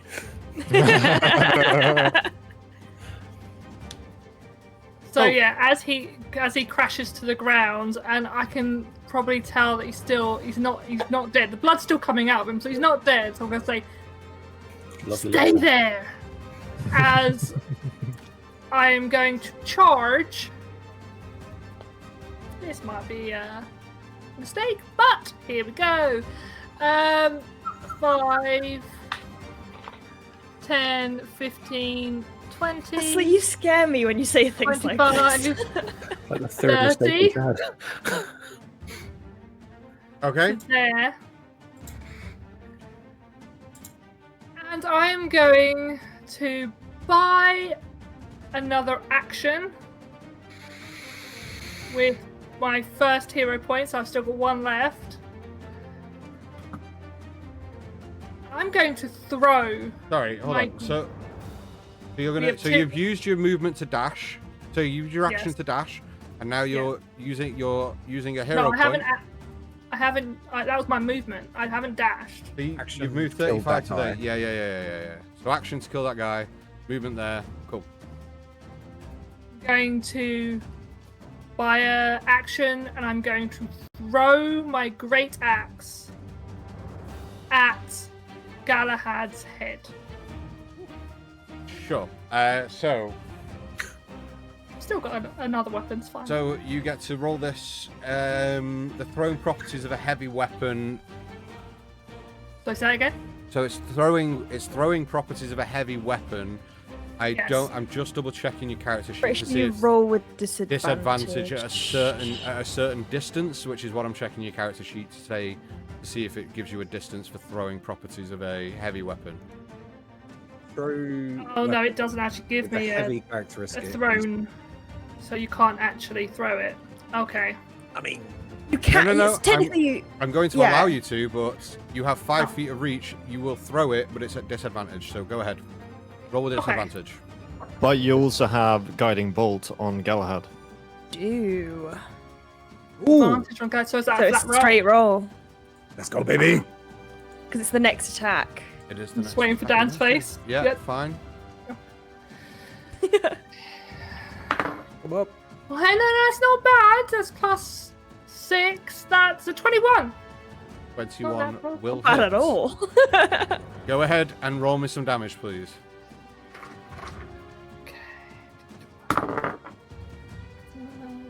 That's 15 point. Hold on. Hold on. What's his AC? What did you roll? Oh, 20 odd. Doesn't matter. Carry on. 21, yeah. Lots of plate spinning here, guys. Apologies. Oh no! He took the dodge action anyway. Oh yeah, yeah. He So took it the should dodge be action. with disadvantage. It's a yeah. disadvantage. He took the dodge Okay, action. so I've got that. Apologies. The first one was 21. Yeah, sorry. A lot happening, guys. Yeah. That was 20. Day 20. Oh, there you go. So 21 still. Cool. Go ahead and roll me some damage. that was 15 points of damage. Okay. 15 points of damage. Thank you. Yeah, guys, I'm managing yeah. like Not- 12. Not Because you don't even have the buffer of multiple people taking turns. Yeah. You've got two I've got 12 tokens that I'm actively managing Yeah. their turns, their everything. So just bear with me. 15, you said, yeah? Yes. Dude face guy, where the hell? We all thought you died. You've not been in chat for months. Where have you been? I think just take that as we love you, we miss you. But come here like more often, please, because we love you. Cool, 15 points. Fat man is awesome. I don't have anything I can do with my bonus action, so that's my turn. Okay.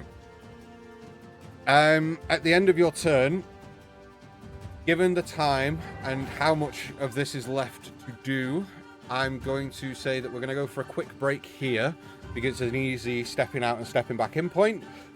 So we are going to be back in about 15 minutes. Please don't go anywhere. Even I don't know what's going to happen. Like, this is throwing me for a loop. So don't go anywhere. We're going to be back in about 15 minutes. We will see you very shortly. Take care. Bye. Bye. Bye-bye. Yeah.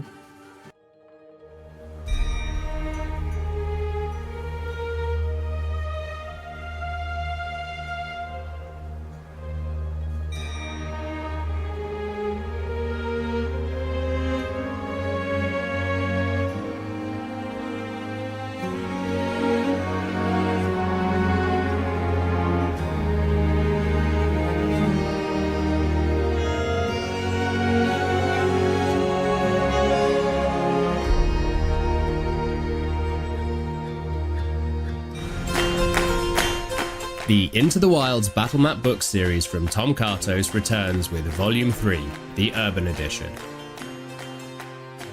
Into the Wilds is a collection of fully customizable, biome and region themed battlemap books for your favourite tabletop RPG. They are ideal for preset or random encounters, so you can be fully prepared no matter which direction your players choose to head in.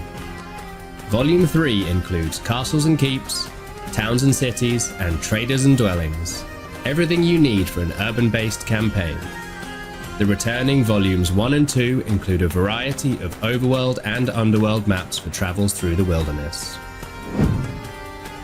The battle maps come in 2 variations, a fully furnished, highly detailed version with props and assets already placed, and a second unfurnished version for you to customize however you need with the included reusable asset stickers or that trusty dry erase marker.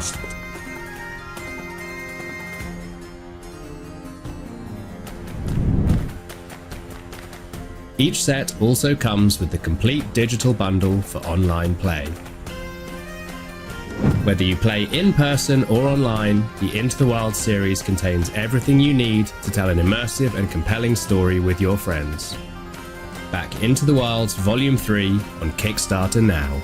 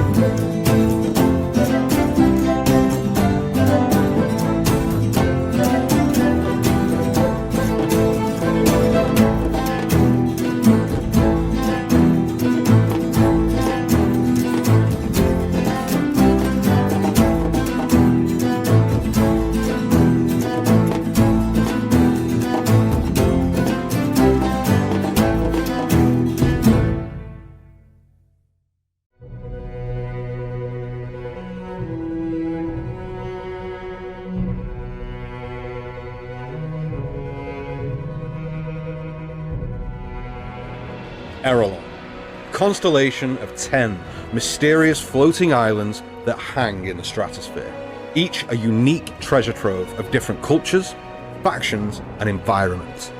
Here, high above and obscured from the forgotten realms below, magic courses through the very air you breathe.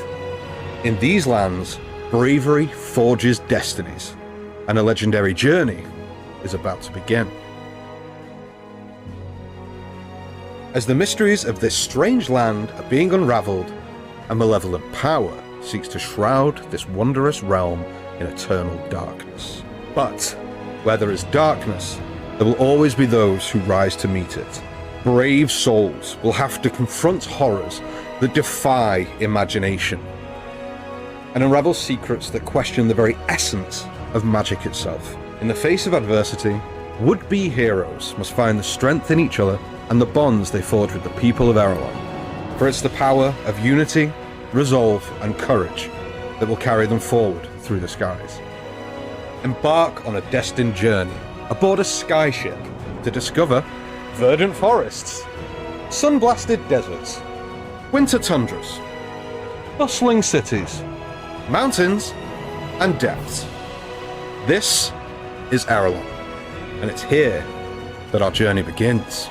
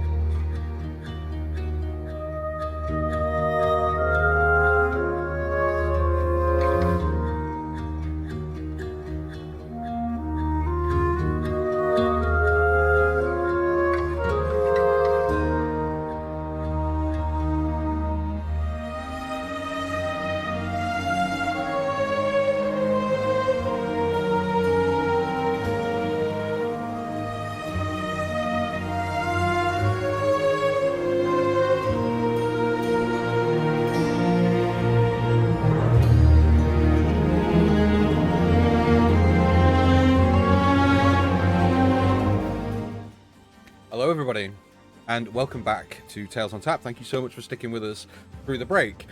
Point of interest, I saw a chat from Dudeface Guy to say, I can't believe you remembered me. I will never forget you, Dudeface Guy. You live long in the memory of Tales on Tap, and you'll be a staple in all of our streams, or at least the ones you decide to turn up to. Oh my god. I'm joking. It started really sinister, became wholesome, and then went sinister again. I'm joking. I love you. Cool. Let's get straight back into the action. So, at the end of your turn, Liana, it is... I've got to remember my turn order. It is... Archer. Oh, yeah, it is, yeah. Thank you, mate. And they are going to draw their bow and fire it at you, Liana. Disadvantage. Why? Ranged attacks because of my snow. I am hard to see. I will roll this with disadvantage then. It's rare that I get to say disadvantage to you. I know. Okay, so that attack misses. Next attack is the other archer, and they are going to fire at you, Pim. Yep. That is a natural 20. Apologies. Pim, that's not bad. You take 8 points of piercing damage. It was only a 4 on the die. Could have been worse. Good. So that is 8 points of piercing damage to you, Pim. Next in turn order is the guy who is attacking Damon here. This individual right here. And they are going to try and attack Damon. And they will... Okay, so that is a 16 meets beats, unfortunately. Wait! He uses his reaction to parry! I remember the thing! Which means it doesn't fucking hit. Fuck you, guard number 6. Cool. So insignificant doesn't get a name. Yep. I was gonna be really cruel then, but I'm not. Not gonna. Meaning it is now. This individual's turn, and they are going to strength to get out of the bind. What was the DC on Tangle? 14. 14. Is it concentration? Yes. It is, cool. Oh, yeah, it is. Wait, give me a sec. Yeah, that was a natural 19. Okay, cool. So it's still up. 14 is what I rolled on the die, so he breaks free. And will move 5, 10, 15, 20 to stand in front of the head. In fact, they're going to come 5 more feet, because they have 5 more feet, I believe. Yeah. Cool. Keeping up to track with everything. Pim, you're up. Okay. Well, crap. I'm gonna... What am I gonna do? I'm gonna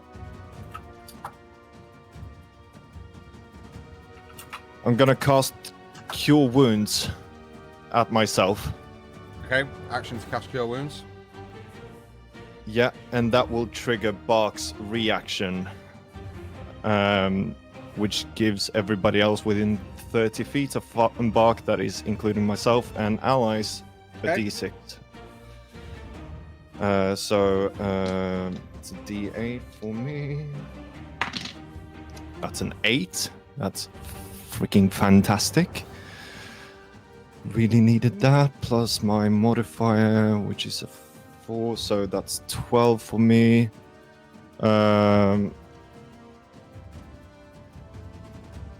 Sorry, need to calculate stuffs. Oh, that is bad on the D6.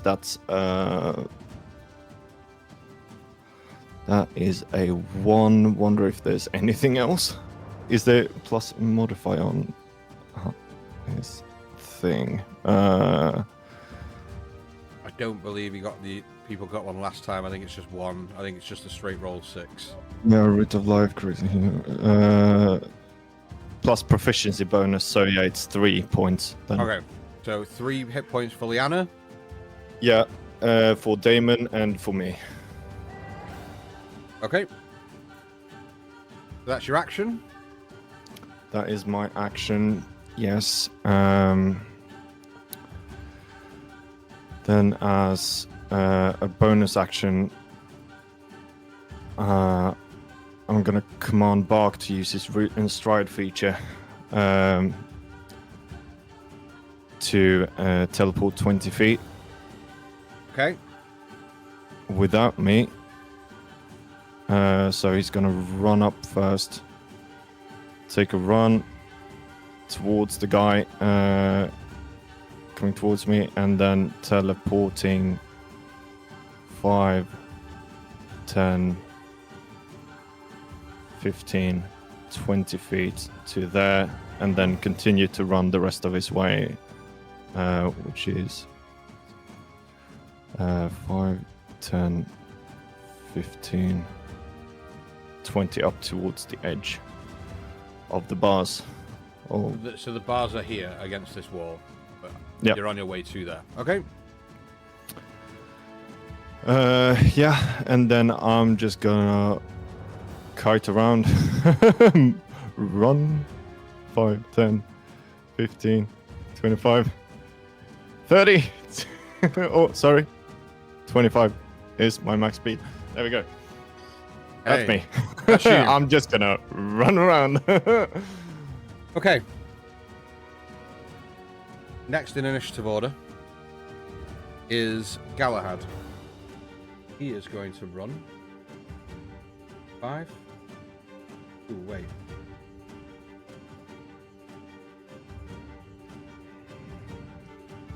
Galahad is going to pull your axe out that was embedded in his shoulder.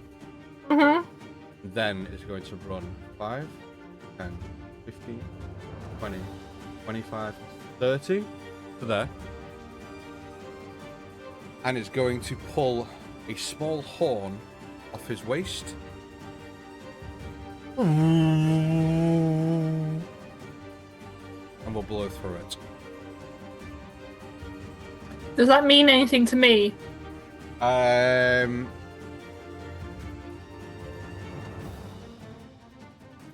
You heard it as you were escaping the arena. That's the only time you'll have heard this. Okay. Okay. So he's going to use his action to... Bonus action to use the horn. Still has an action.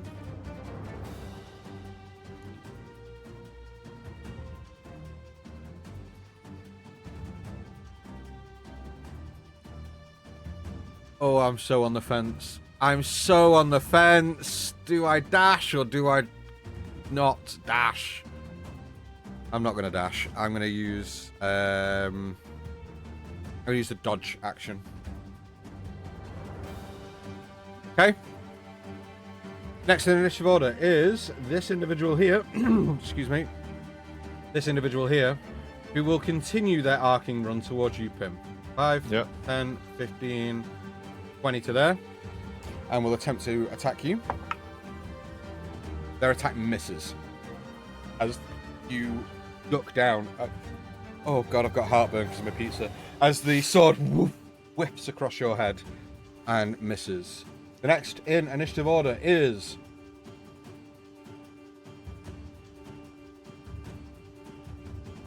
oh no, that was wrong turn order. It's actually this archer here.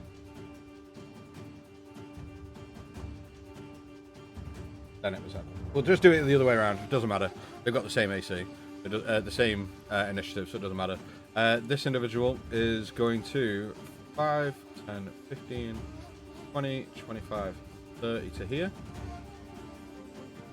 It's going to aim straight towards Damon and fire an arrow.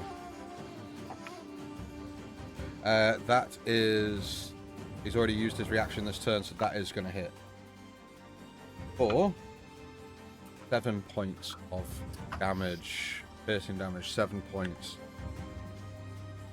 Okay, Damon is looking a little bit worse for wear, and that is the end of this initiative round. At the start of the next round, just going to do it for ease. You see 1, 2,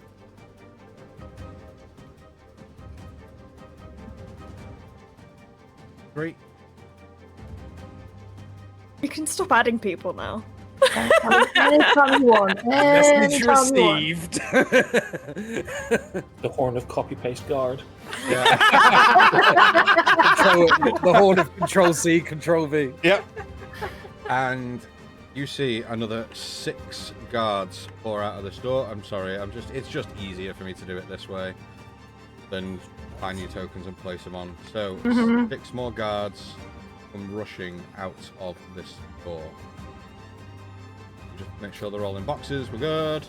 Not that we agree with putting people in boxes on this channel, but these kind of boxes is fine. Next in initiative order is Do Damon. you want to get rid of the duplicates that are also on the board? This one? Oh. Didn't Wherever realize. you've Control C, Dave, like there's two guys here. Yeah, we're good. One by Damon as well. Oh.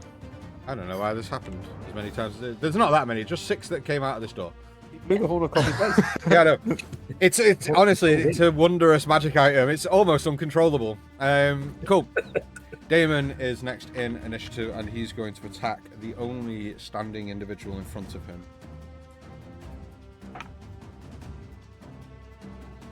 The guy. That's a 2 on the dice. So he misses. Okay, seeing that these individuals racing out of here, he is going to... have to. 5. He's going to shout towards you and go, Leanna, get out of here now! And is going to begin to charge. Pim, is it as they enter Tangle, it's a strength save? Muted. Yeah, I think it's when it's cast. Let me double check for you. After that, it's just difficult terrain. Yeah, exactly. A creature in the area when you cast it must succeed on a strength cool. save. So difficult terrain, so that's 5, 15, 25 to their opportunity attack on Damon. Oh, it's hit, unfortunately. 1 on the die, though. 1 on the damage die. We're good. Big money. Fine. We're okay. So that doubles to 2. That's 5 points of damage. Well, we're fine. We're not fine, but we're okay. We're gonna be okay. They're okay. It's all good. Calm situation. Never had a problem. We're okay. Liana, you are up. So he took my axe with him. Yep.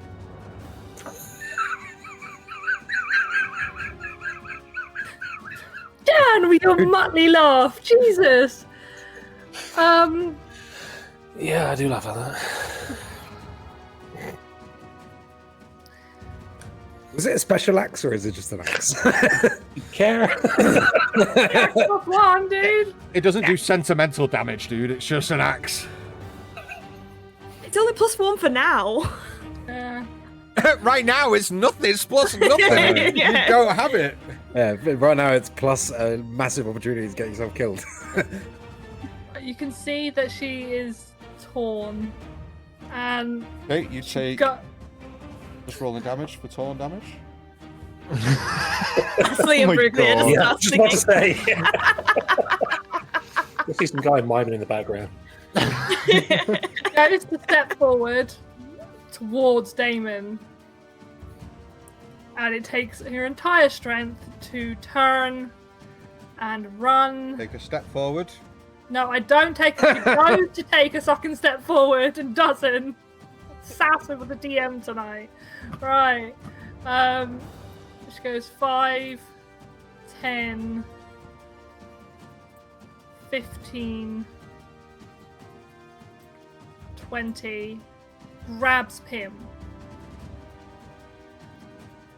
And then I know she's going to get an opportunity attack, but she's going the next 10 feet as long as he doesn't have Sentinel. Pim, do you With allow him. Liana to pick you up and move you? I'm grabbing him by the scruff of his neck, like. Okay. Opportunity attack on you. An 18 on the die. Yep. Yeah. On me. Yep. Not on him, on me. Yeah. It's on you. Him won't incur opportunity because it's force movement. Force movement, yeah. Oh, right, yeah. Liana, you take 8 points of piercing damage. After 4. Okay. I didn't make a constitution check at the start of my turn. Do I need to make it? Nope. Okay. Okay. Then, yeah, so Pim is with me, and I'm going to action dash. Okay. Before she does that, she's going to turn. Well, she's not going to turn, she's just going to shout.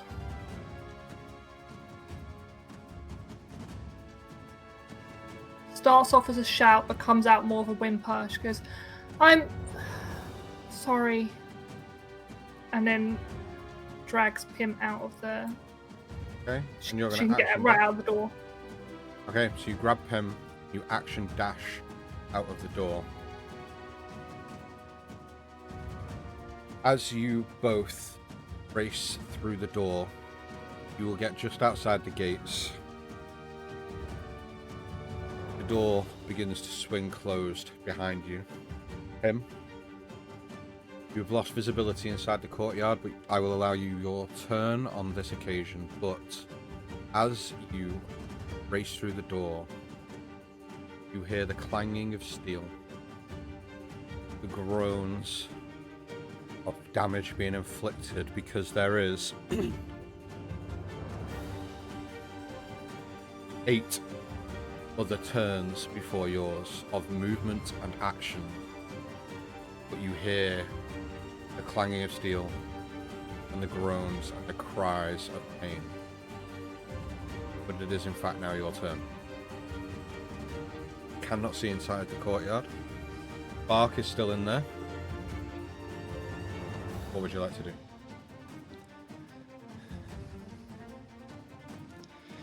Get them out, Bark.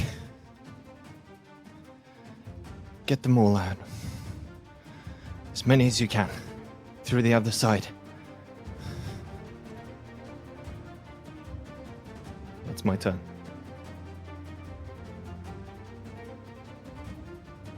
So I'm going to command Bark to disappear into the holding cells and get them out. Okay. Point of reference, how many hit points does Bark have? 25. And what's Bark's AC? Bark's AC is 14. Okay. You both leave the courtyard. You are out of combat. What do you guys want to do? Just run. Yeah, I never really slowed. I just kept going, and heading to like an alleyway. So I'm not going into the main street. I'm going across the main street to the alleyway, and then just disappearing off into the middle of the city. Where are you destined?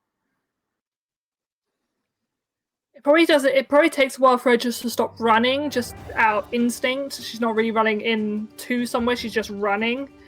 But once it starts to calm down and the snow dissipates, Pim can see her crying. Quite heavily, in fact. She's shaking and she's crying. I'm really sorry, Liana, but we need to keep moving. We need to gather up with the rest of them. Where? We need to get back to the botanical gardens.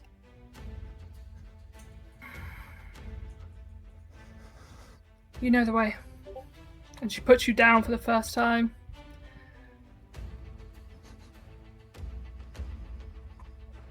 You guys begin to head off back into the middle city and heading back towards the Grove. Before we change and move positions, Natalie, I'd like to do a bit of cleanup, please, and remove everything apart from the club from your character sheet. Yeah. In the meantime, Kyria and Edivir. Oh yeah. Hello. You guys make it across the lower city towards the western point. You turn a corner and you see the tavern, the Cloak and Dagger, on a street corner, but it's so shadowed by buildings around it that it gives it this kind of really darkened setting. Like the streets on either side of it, it's set on a corner, but both the streets on either side are darkened. The middle of the day, or kind of afternoon, getting onto mid-afternoon at this point, given all traveling across the city and what have you. But it gives you an eerie feel to it, somewhat unsettling on beyond. But you both turn the corner and the Cloak and Dagger is inside.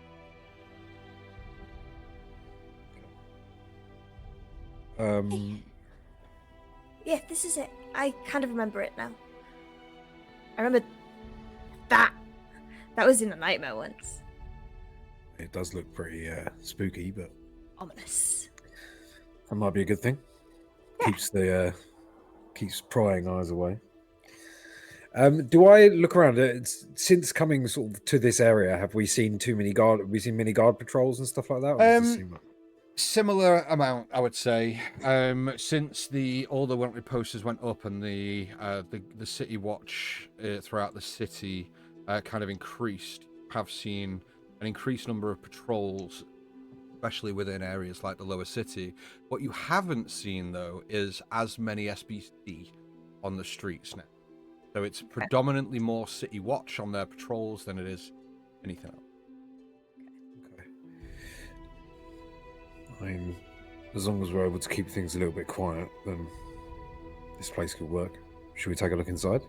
I'm just slightly concerned about, it's on the corner. I just want to see what the back is like first. Should we just scout the outside out first and then we can have a look inside? Sure, you take ground level, I'll go high. Okay. Never too far away. Too far away. Yeah, so we're having a little Bing, bing, bing, bing. of the perimeter. Are Parkour. you doing this stealthily? Are you just racing round? What are you guys doing? Well, if it's on a corner, I'm going to go maybe sort of like 5 or 6 doors down until I find an alleyway where I can get up onto the top of this sort of cluster of buildings, I'm imagining, if it's like a city block kind of thing. Yep. Just so that I can get a look into if there's like a central courtyard or just a perimeter kind of situation from the roof. Okay. And I'm assimilating the behavior of like the people who I've seen walking by and just mimicking their behavior so I blend in. Okay. So. Yes, I'm trying to do it stealthily. Excellent. So I need a stealth check from you and then an acrobatics check as you scale a building. Sure thing, chicken wing. Kyria, you're disguised, so no real need for stealth on your part, but give me a performance check just to see how well you blend into the crowd. Okay. You want stealth first, then acrobatics, yeah? Yes, please, yeah, because the stealth check will dictate if you see him going up. Stealth is 22. Excellent, thank you. Acrobatics is 12. Okay. So you managed to stick to... You find an alleyway. It's about 10 or so doors down from where the actual corner tavern is. You find an alleyway, and not that you're towards the end of your adventuring day, but you're finding it difficult to like kind of find finger holds and footholds and points of contact on this wall, which is almost a sheer face. Sure. And you struggle getting up, but you do get up with a 12. It just takes you a little bit longer. Yeah, I'm focusing more on not being seen than I am speed. Exactly. Kyria, what is your performance check? 23. Oh, Just a 20. With disadvantage. Yeah. Of course. Just a little 23 there. You are blending in. Like this is like it was your second home. You belong here. Like even some of the locals that are kind of like milling around the streets just kind of go, "Hey," and put Hi, their Mildred. hand up. It's just like, but you're blended in really well as you head the opposite direction to Edivir to try and scout round. I'd like you both to make me perception checks, please. Okay. Cool. I also want to add that I'm also looking out for any kind of basement, cellar, exterior doors Okay. as well. What, of the tavern or just any in the Of the vicinity? tavern or any immediately adjacent building. So Yeah, cool. both either side is also I'm interested in. Yeah. I would like to tap into the eerie nature of this building and use guiding whispers to give myself guidance.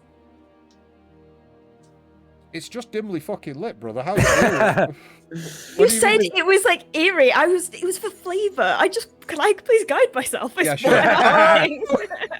I thought you were using some fucking weird ability that you had. I was like, wait, I've never heard of this I mean, before. it Yeah, technically is an ability for me, but Yeah, sure, of course. Yeah, guide yourself. what are you doing? Right, there we go. What was perception? I don't know. 22. 22. You do see that the actual tavern itself does have a cellar door. You kind of make your way across the rooftop to almost on top of the actual building and kind of peer off to one side, and you see that there is a small alleyway. There is no like beer garden in this place, but there is a small alleyway at the back. Well, you call it the back, down one of the sides that Kyria is kind of going round to. And attached to the building is a kind of cellar hatch. Okay. I did Cool. that in case anybody didn't know what a hatch does. No, that's perfect. Yep. Okay. So I'll get a good note of the sort of layout and look at if there's any back doors or anything like that to the tavern and stuff like that. And then I'll make my way and start changing my search to the form that I saw Kyria take.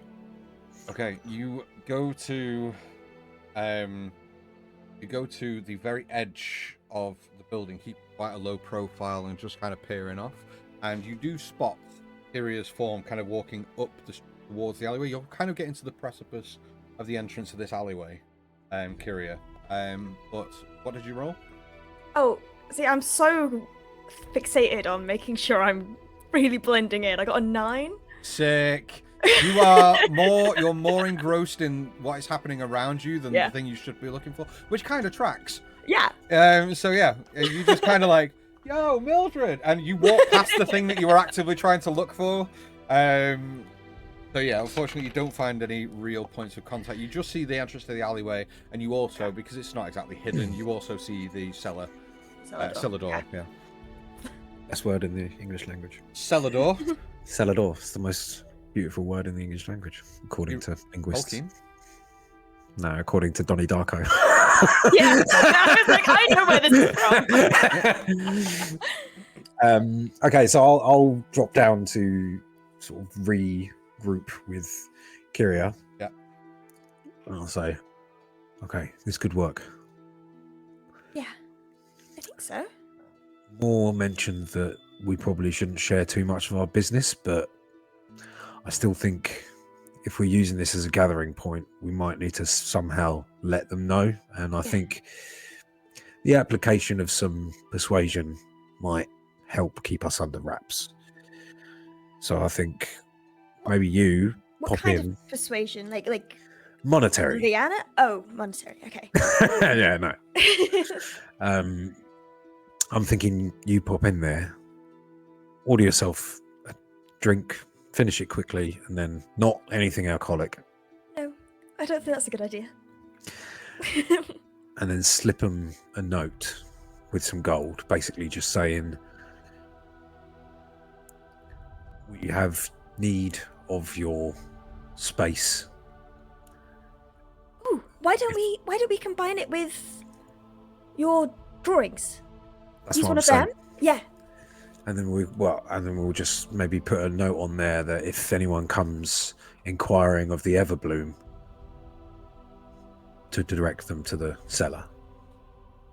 Yes. And Okay. then I'll write on the posters that we're going to put up. Behind some cloaks and daggers, there is a righteous cause. You're quite good. That was very good. You can have inspiration, Chris. Thank you. I will probably be needing it soon. So I'll take out one of the things because you've got the writing supplies, and I'll take out 20 gold from my pouch and hand it over to you. I will. Yeah, I'll fetch like a bit of charcoal at the bottom of my bag, and scribble that. Well, no, I will nicely write it. Okay. On there. Behind the clock and dugger? What the hell's a clock and digger? And then I will kind of go to it. Is there anything you want to add to it? To what? To the note to the barman, or? Yeah. I get the Funny- feeling that these people are best. They know as little as possible. The less they know, the better. And I'm sure they'd agree. I just didn't know if you knew like some secret spy language or something, because like in the spy novels when I was reading when I grew up, like I really liked them, and they had like this secret ciphers they could type it. They could like write messages in. It was really cool. Just didn't know if you could do anything like that. I'll take the chalk and I'll draw like there's a small circle with a dot in the middle and then a line sort of leading out, almost like a off button or like a power button on its side. And I'll just say, in Thieves' Camp, that's the symbol for a friend. Oh. Okay, cool. I think any more than that, we don't want to give too much away. No, that's true. Cool. Leave the note on the table and walk out. Don't acknowledge it or hand it to anyone. Okay, so, right, hang on, let me just get this straight. I am staying disguised, going in, ordering a drink, finishing it fast, paying, leaving the note with the money, and then leaving. Correct. I love that you said every bit of the plan normally. Apart from leaving. Yeah, apart from money. That was fucking brilliant. Here's our entire plan, apart from this one little bit that is insignificant. Sick. Class courier acts that. Love it. I know this is going to be in a very interesting and new and exciting place for you, but we're going to be coming back, so... I've been here before. Oh, well then, I trust there'll be nothing to distract you. That's a bit of a bold assumption. I'll be back. And So, just roll me a history check for me out of it, please. Okay. Ooh. It's a 7 on the dice. +2, 9. Okay, as Kyria runs off and runs around the corner on the way to go into the bar, you have a sudden wave of flash of memory of the last time that Kyria went into a bar on their own, and you just kind of stand frozen in place for like a split second. You go, Yeah, as that sort of realization, and just before they turn around, I'll go, psst, psst. Keep in touch. okay. I will then go about using the chalk that I have in my bag, the white chalk, drawing a bleeding rose on cobbled streets, symbol of Milani, on the side of the cellar door. okay, you begin to do so. Kyria, you run round to the entrance of the tavern. No, I coolly walk. Apologies. So, Kyria, you coolly walk to the entrance of the Cloak and Dagger. Yes. You enter. I don't like it. I don't want it again. You enter the tavern, and Yes. you see that the dimly lit exterior of the property extends into the interior. There is dim candlelight throughout. The drapes pulled across each window to ensure that not much natural light goes in. Make me a perception check, please. Disadvantage still. Oh, 14. 14. You see that there is a handful of individuals, most of which sat on their own and keeping to themselves. most of which have hoods up or the candles extinguished on their tables as they kind of like keep to the shadows. And this place gives you the immediate, I mean, you've been here before and you got this impression last time that it's like, okay, bad people often will come here. Remember what Moore said the last time I came here? If I ever come here again, shout at me very violently, because this is not a place for nice people. But you step through the threshold into the tavern itself. Yeah.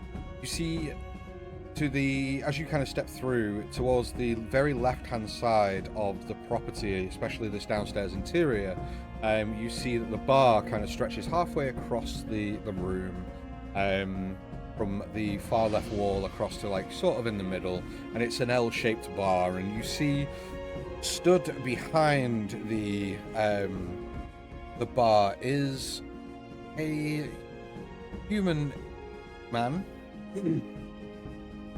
Very scruffy, like very, very scruffy. Currently stood at around 5'8", has a very lean build. You can see that his face seems to be a little weathered. You see that there is a prominent scar on their face running from their left eyebrow down to his cheek. Not across his eye, but just from the left eyebrow down past his eye to his cheek. You see that his dark hair is streaked with grey, and very like old schooly, like slicked back, and you don't there's product in it to keep it like really kind of slicked back. Fucking hate that kind of hairstyle, you know what I mean? Like, like I know the gives you gives you a real creep. Shoe polish. Gives you the Yeah, exactly. You see that the individual has striking green eyes, and you see that they are wearing a patched leather vest over a simple linen shirt. You see that their sleeves are rolled up on the shirt, exposing their tattooed forearms. Very tribalistic tattoos, lots of like very like just black patchworked tattoo on both arms. And you see that they have a dagger on their hip and are just currently kind of leant on the bar with their head on their fist, just trying to tap in the bar, not cleaning, not doing anything, just kind of like looking kind of bored, like uninterested, not really there as such. I think Kyria is going to head straight to the bar itself and she's going to sit down, but isn't going to, is kind of taking in that everyone is quite reserved here and they probably shouldn't be, hi, I'd like an ale. So they're just sitting down and they're just kind of making themselves comfortable a little bit and just start fiddling with, a copper piece, just spinning it on the table. The man behind the bar just kind of like looks over to you, looks past you. Big sigh, kind of like straightens himself up, walks up, places their arm on the bar and go, yeah. Ale? Cheapest? Yeah. Kind of turns, walks up to a keg, picks up a wooden tankard and begins to pour this like thick, frothy, brown ale substance in a mug, and just with the tankard, stops the stopcat, walks up and kind of like plonks it on the bar and goes, all right. Puts the one finger on the copper and just kind of like drags it to the edge of the bar, picks it up, pockets it, and just kind of like walks back to where they were stood and just into the position that they were in before they came and served you your beer. You see that they are just kind of like really disconnected from everything, just not really interested, not asked. They're about 10-15 feet away from you though. Yeah. Every instinct in Kyria is going, are you okay? But they're not going to do that. They're going to...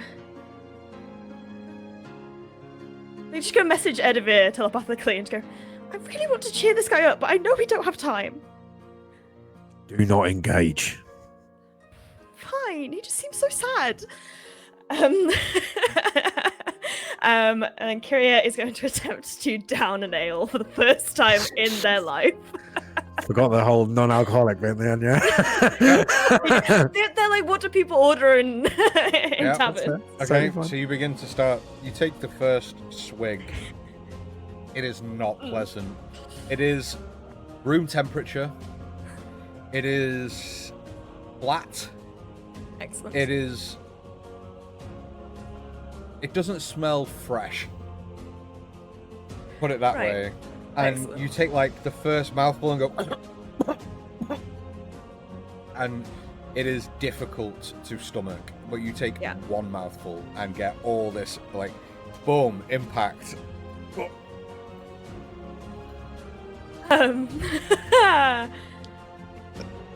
Did you have to be so fucking descriptive, man? Jesus Christ. Yes, Curious. yes, I did. Yeah. Ooh. I mean, that's Yeah, one it's job to be kinda- descriptive. Like, yeah. Kyria is going to attempt to, because it's not just that. It's not just how awful it is. It's the fact that the last time this was down their gullet, they were drowning. Oh god, yeah. Uh, And Kyria kind of like feels that burn as like they kind of choke as they swallow it, like to try and force it down, and then they're just like stop and probably like spill a little bit of the ale and just like, ugh. as you do so, and you kind of go, oh. The individual goes, what? Not to your liking? It's fine. It's just not. Yeah. I know it wasn't specific, but It's not great. But no. you get what you paid for. It's a cop a piece. If you want nicer ale, then go somewhere else. No, it's fine. This is fine. Yeah. Sure. I am gonna attempt to down it again. Fucking. Okay. Oh, I need this glass empty. okay. For my plan. Make Okay. me... Gonna be a constitution saving throw Okay. to see how well you can down this I have beer advantage without- against poison and disease. Great. Still with disadvantage because you're exhausted either way though, isn't it? No, it's not. Not for saving throws. Oh. Not anymore, because I'm 2 levels. Oh, not 3. yeah, cool. Of course you are. Yeah, cool. Saving throw, please. 20! 20. You, at this point, start resisting the urge to put a finger on Yeah. the nose. You just kind of go, Yeah, I can't be that person. and like start glugging it back. Yeah. You do successfully manage to down the... Incredible. Yeah. It's So- it's as tasty as you would expect. We something don't like need this to dwell on it further. It's done. It's down. It almost tastes like drowning. It's weird. Stop it. Like Stop it. Listen.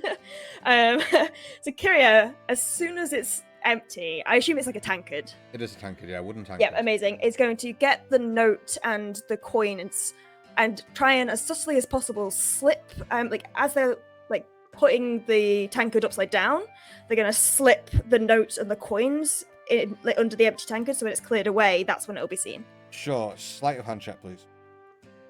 I've not done one of these as Kyria before. Oh god. Still won't. It's a good omen. Yep. Clocked. Okay, double 11s, so that is a 13.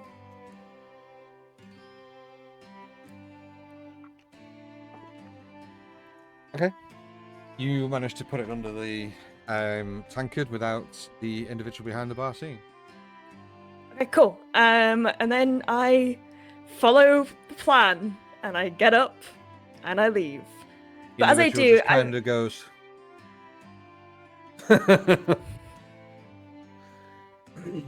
Kyria, again, fighting their instincts, does not wave back and is just leaving. Okay. And is going to send us my food basket. It was so lovely to meet you. I hope you have a wonderful rest of your day. Okay, you leave the tavern. You leave the cloak and Yeah, dagger. just like on my way out then, can I just take the lay of the land of the tavern, just having a little look at just whether there's any whether there's any stairs, and also whether there's any like alleys or where the kitchen is, just some kind of take an idea of the floor plan. It is a very small tavern. There isn't an upstairs to it. There's no stairs that you can see. There is a total of about 10 tables tops. Okay. It's a relatively small tavern. You could probably fit maybe 40 people in it tops. It's a very small establishment. There is no visible kitchen. There's no visible. There is a door that's like next to the kind of like open bar hatch thing that you have to use to walk in and out of the bar. There's a door next to that, but other than that, there's no other visible door apart from there is a one other door that has a sign on it that says WC. Nice. Okay. They have toilets. This is good when collecting information about venues. Yep. Very important. Okay, cool. And then I'm just heading out. Okay, no problem. I'm not going down to any cellars or ending up in a barrel. Well, it's funny, as you say that, you do leave the bar and head round towards Edivir and rejoin. Edivir, at this point, you've finished the Bleeding Rose on the cobblestone. And I've also spent the time writing the clue thing on the other posters as well. Yeah, no problem. How'd it go? Done. Good work. Thanks. Are you okay? Curia? Ale tastes disgusting. I panicked. Hey, excuse me. As you turn round, the individual who was tending the bar stood at the entrance to the alleyway with the note I kind in of hand. avert my look away a little bit, so you can't really see my face fully, and like look at Curia, who's still disguised, right? Yep. Yeah, and I'm sort of looking at your face to gauge your impression, but keeping my face out of view. I kind of clock eyes with him. Oh. Just... Edivir. What? He's got the note. He's the one behind the bar. And now he doesn't know what to do with it? Give that to the proprietor of this place. We plan to hold. I have. You want to explain? We plan to hold a meeting here tomorrow in the AM, just before noon. Pretty picture that you've put on this. You draw that. I'm going to turn around and look him in the eye. I drew it, but I didn't come up with it. It's one that is known by many. Is it now? Many, but all too few. Yeah. Is it known to you? See that he grabs his collar, pulls it down. Let's fucking go. Fucking go! And you see the top, and you immediately see the first, like, the crest of the tattoo, and he just kind of pulls it down and goes, all too few. All too few. He begins to walk up the alleyway towards you and goes, what's this about? Something is coming to the city. It may already be here. Now, I know this is no refuge of the Red Rose, but it's the closest thing we're going to get. Why do you think I named the place the Cloak and Dagger? Do you know if there's others in the city? A few. And not to poke our heads above ground. Well, unfortunately, our hands were forced to do so, and now we're left with little choice. You've seen the ships in the sky, I assume? Hard to fucking... What's coming to this place is bad. The The roots are already laid. People within the city work with the Dread Sultan to bring his oppression to what little freedom these people have. More oppression. People are oppressed enough. It's time they knew that I don't think before it it's- gets worse. Yeah, but I don't think it's lost on them. Things are shiny on the surface here. Below the surface, rotten. Rotten to its core. Political system that they've got in place here just... But... not enough of us here. Make a difference. Listen, I understand the teachings that are shared amongst us.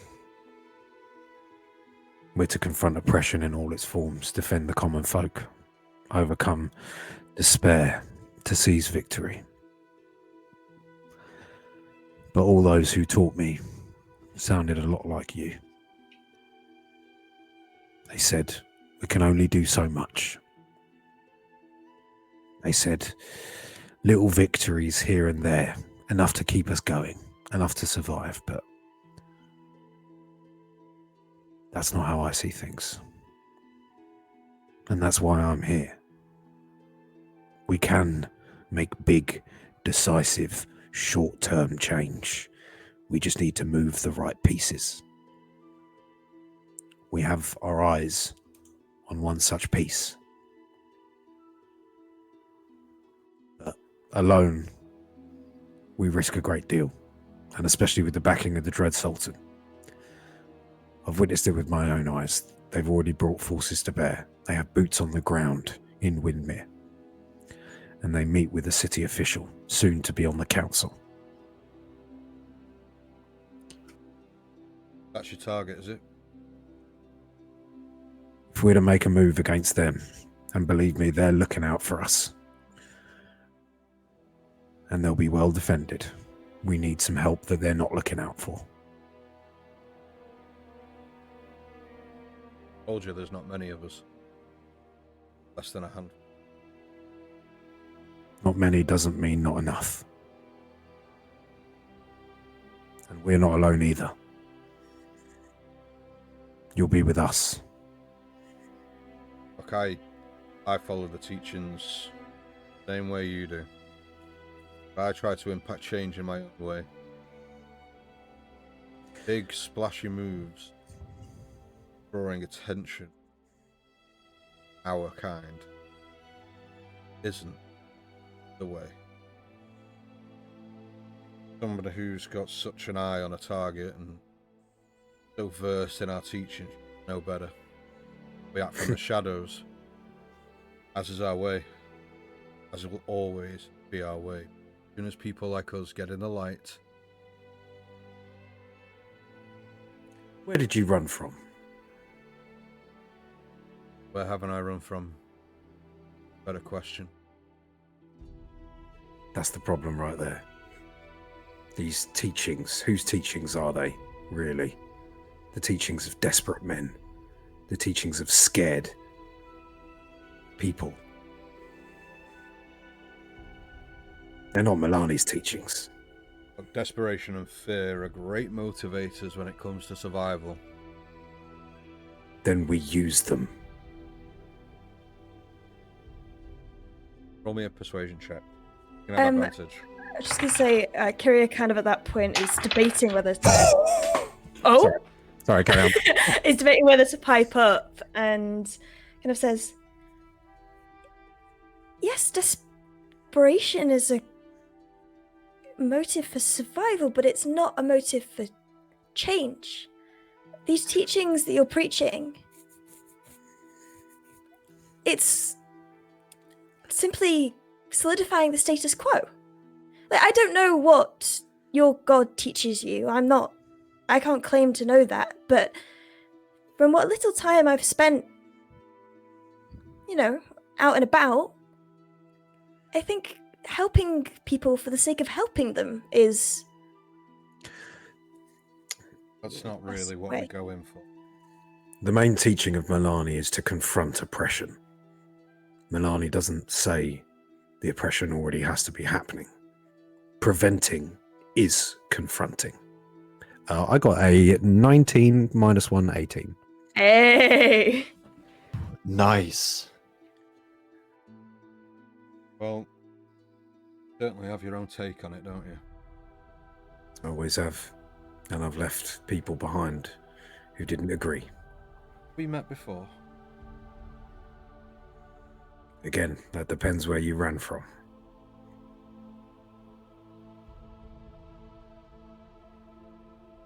Don't think we know each other quite well enough yet. Tell me yours and I'll tell you mine. Well, I didn't run from anywhere. Everyone runs from somewhere.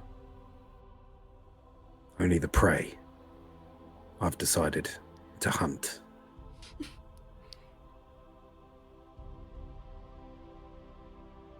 Right. So what do you need?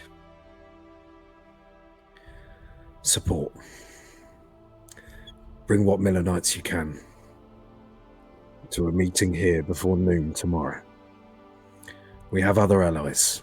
They've been working on their own things throughout the city, but time is running short. Once we've spoken to them and devised the final plan, we'll come here, we'll see what we can gather, what forces we can bring to bear, and devise a way out of this together. And it's not just us, and it's not just you. Word is getting out. We've made sure of it. Soon the people will see. If And the then- problem is the association with Milani, if you're right and there is only a handful of you, we don't need to associate the imagery with it, because that won't get across to as many people as we thought. We can scrap the imagery. No fear of the imagery. There's no fear of people knowing who's behind it. This is proud motive. Stands for a lot more than a pretty flower coming out from a cracked paving. For those who wear it, means much more. The Hope. hope is one word, yeah. Hope is definitely. The Millanites that I know will have reservations at first, but what you say is true. They're just a cause to get involved with, isn't it? And any true Millanite worth their worth will have no other choice. That's where you're wrong. Fortunately, everybody has a choice. They just have less of one. Maybe for some people.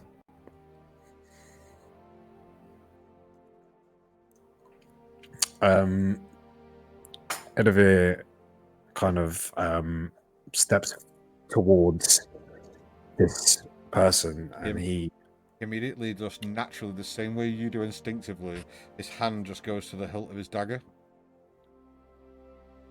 and he crosses his arms over his chest and then puts them out in front of him, as if making the motion of breaking chains from his wrist. He holds his arms up, arms them down. And as he do that, the two of them, sort of having exchanged these gestures, just both come together and do a forearm handshake. Edivir Diggle.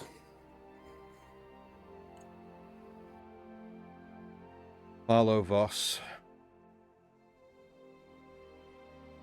It's good to see you. People call me Shifty. It's good to have found you, brother. Like you said, too few. Hopefully not for long. Well, the days of abducting people to this cause seem long gone. I haven't found many newcomers to this. Maybe that should be your next quest. I haven't got the time for it. But, you know, you seem driven. I'm working on one already. Well, look. I'll shut the bar early tomorrow. Use the knock. Maybe open it late. We'll be coming before noon. Okay. Just use the knock. All right? You got it. Nice to meet you. Andrew. Can I just ask, are you okay? Yeah. Sorry, I just wanted to check in when I was in there, but I was trying to be cool, and Edivir seems to like you, so I'm like, I just want to say that that's not me. No, I could tell. You No, really I was did. really good. You really did try to keep it down like a trooper, but ale is not your drink, right? I tried to warn him, but What I thought, if I was like, oh, I'll have a pint of milk, that maybe you'd give me a look and it'd be more suspicious. So it was all for the act. Anyway, I just wanted to check that you were okay because you seemed a bit despondent. But if you're fine, then that's great, and it's lovely to have met you too. You talk a lot. Yes. I don't like that. And he just You get kind of used to it. turns on his heels and just begins to walk off. Hi. can I say to him in my native tongue,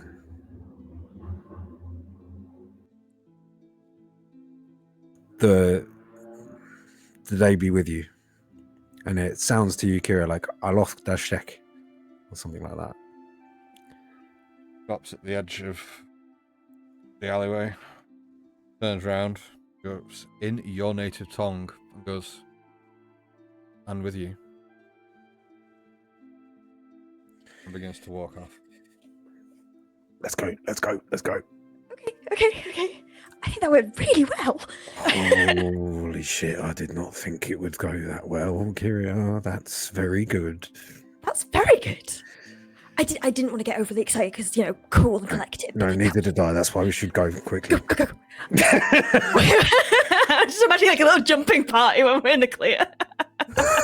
Edivir, you see, is sort of dicing between sort of excited and just like almost kind of bordering on hyperventilation, like almost like half a panic attack, half excitement kind of thing. Mhm. Having this, but that's sort of what he seems to be going through a little bit as you are sort of almost beginning to lead him through the streets. Which is a choice. So you're all starting to head back to the glade. Yeah. Various points throughout the city. Virgil, you are coming up towards the botanical gardens. Liana, Timothy, you are getting to the the upper edge of the middle city. Putting up towards the posters as we go.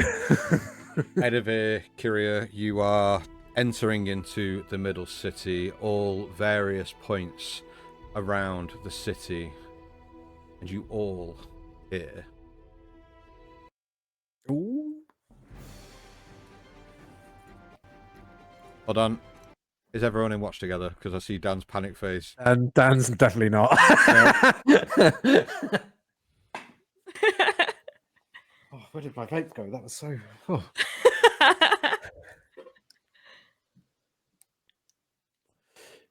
You in? Please, I want to hear it. How many buttons does it take? Okay, we're good.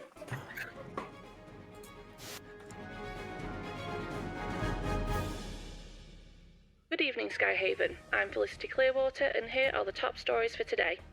In a significant political development, Lord Gideon Malgrave is set to address the High Council of Windmere tomorrow. This marks the official launch of his political campaign as he seeks a seat on the Governing Council. The Council has announced that a new voting system will be implemented to ensure a fair and transparent election process. Malgrave's campaign is expected to focus on public safety, economic development, and restoring trust in local governance. Citizens of Windmere are encouraged to participate actively in the upcoming elections, which promise to be a pivotal moment for the city's future. In other news, there will be another crucial address to the High Council tomorrow morning, as the ambassador from Solasta will be speaking on the recent attack at their embassy in the city of Windmere. This incident has further strained relations between Skyhaven and Solasta, and the ambassador's speech outlines Solasta's stance and security measures have Ensure. Testing. Testing. Hello? Citizens of Windmere, this is Admiral Thalor of the Celasta Fleet. By now you have surely witnessed the might of our airships looming above your city. I urge you, remain calm and stay within your homes. This is no mere invasion, but a necessary reckoning. For too long, your High Council has ensnared you in a web of lies and greed. Under their oppressive rule, the rich have grown richer and the poor have been left to wither and die. Windmere, once a beacon of prosperity and Skyhaven, now stands as a testament to corruption and inequality. We, the Celasta Fleet, have come to liberate you from this tyranny. Your council has failed you, sowing the seeds of chaos and despair with the widespread terror of the Flux drug, which has laid siege to your once great city. Instead of building a prosperous city for you all, they have hoarded their wealth and power, leaving the common folk to toil in their shadows. No longer will we stand idly by as they strip away your future. Effective immediately, the Celasta Fleet will oversee the dismantling of your corrupt leadership. Your cooperation is not only desired, it is essential. Remain indoors and avoid any confrontation. What the fuck? Our measures are for your protection and the restoration of Windmere's true potential. Even as I speak, 2 of our most formidable vessels move into position. They will anchor the Sky Shard Crystal, the very symbol of your city's corrupt reign. Our elite forces will descend upon the city, ensuring an orderly transition of power. Citizens of Windmere, the dawn of a new era is upon you. Embrace it, for it brings the promise of fairness, justice, and a future untainted by the greed of your former leaders. Yet know this: our hand is as just as it is unforgiving. Stand with us, or face the consequences of defiance. What the fuck? Oh my god! As you all hear the booming echo and reverberation of 3 huge chained Gatling gun type cannons, as these chained as they fly and collide into the earth around the location of the high city of Windmere. As they crash into the ground, all of you feel the ground beneath your feet jut and move. Ladies and gentlemen, shit has just got real. Yeah, you're telling me. You all hear this. You all fear this. The board is set. The final game is due to be played. As we enter the final session of the mid-season finale, we will pick this up next week. Okay. What are you doing to us, dude? Holy crap, dude. That Holy was shit. fucking crazy. Now that changes things a bit. A bit. So, we have one session. We have no time. And a split party stuff. You have now to act, or 6 months to wait. Oh, fuck. Oh my god!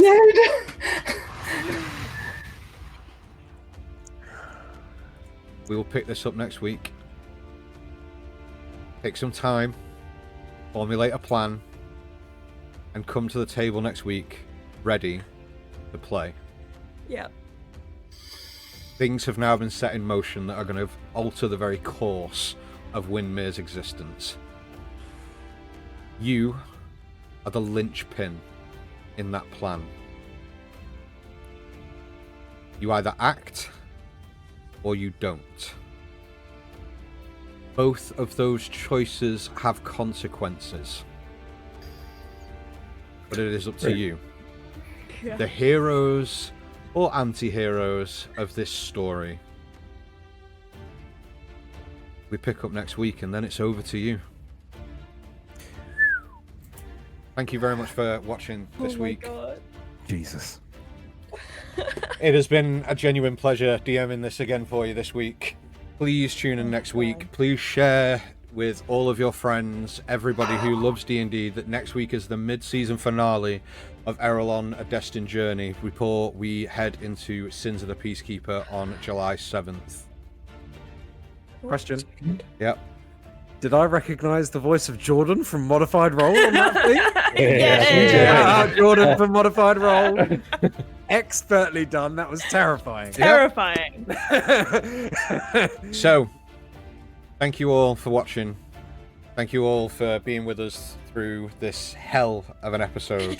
You're telling me. We will be back next week, but as always, before we tap out, just remember that even the littlest pebbles in a pond can cause the biggest ripples, so go throw yourself in a pond. See you next week. Bye! Bye!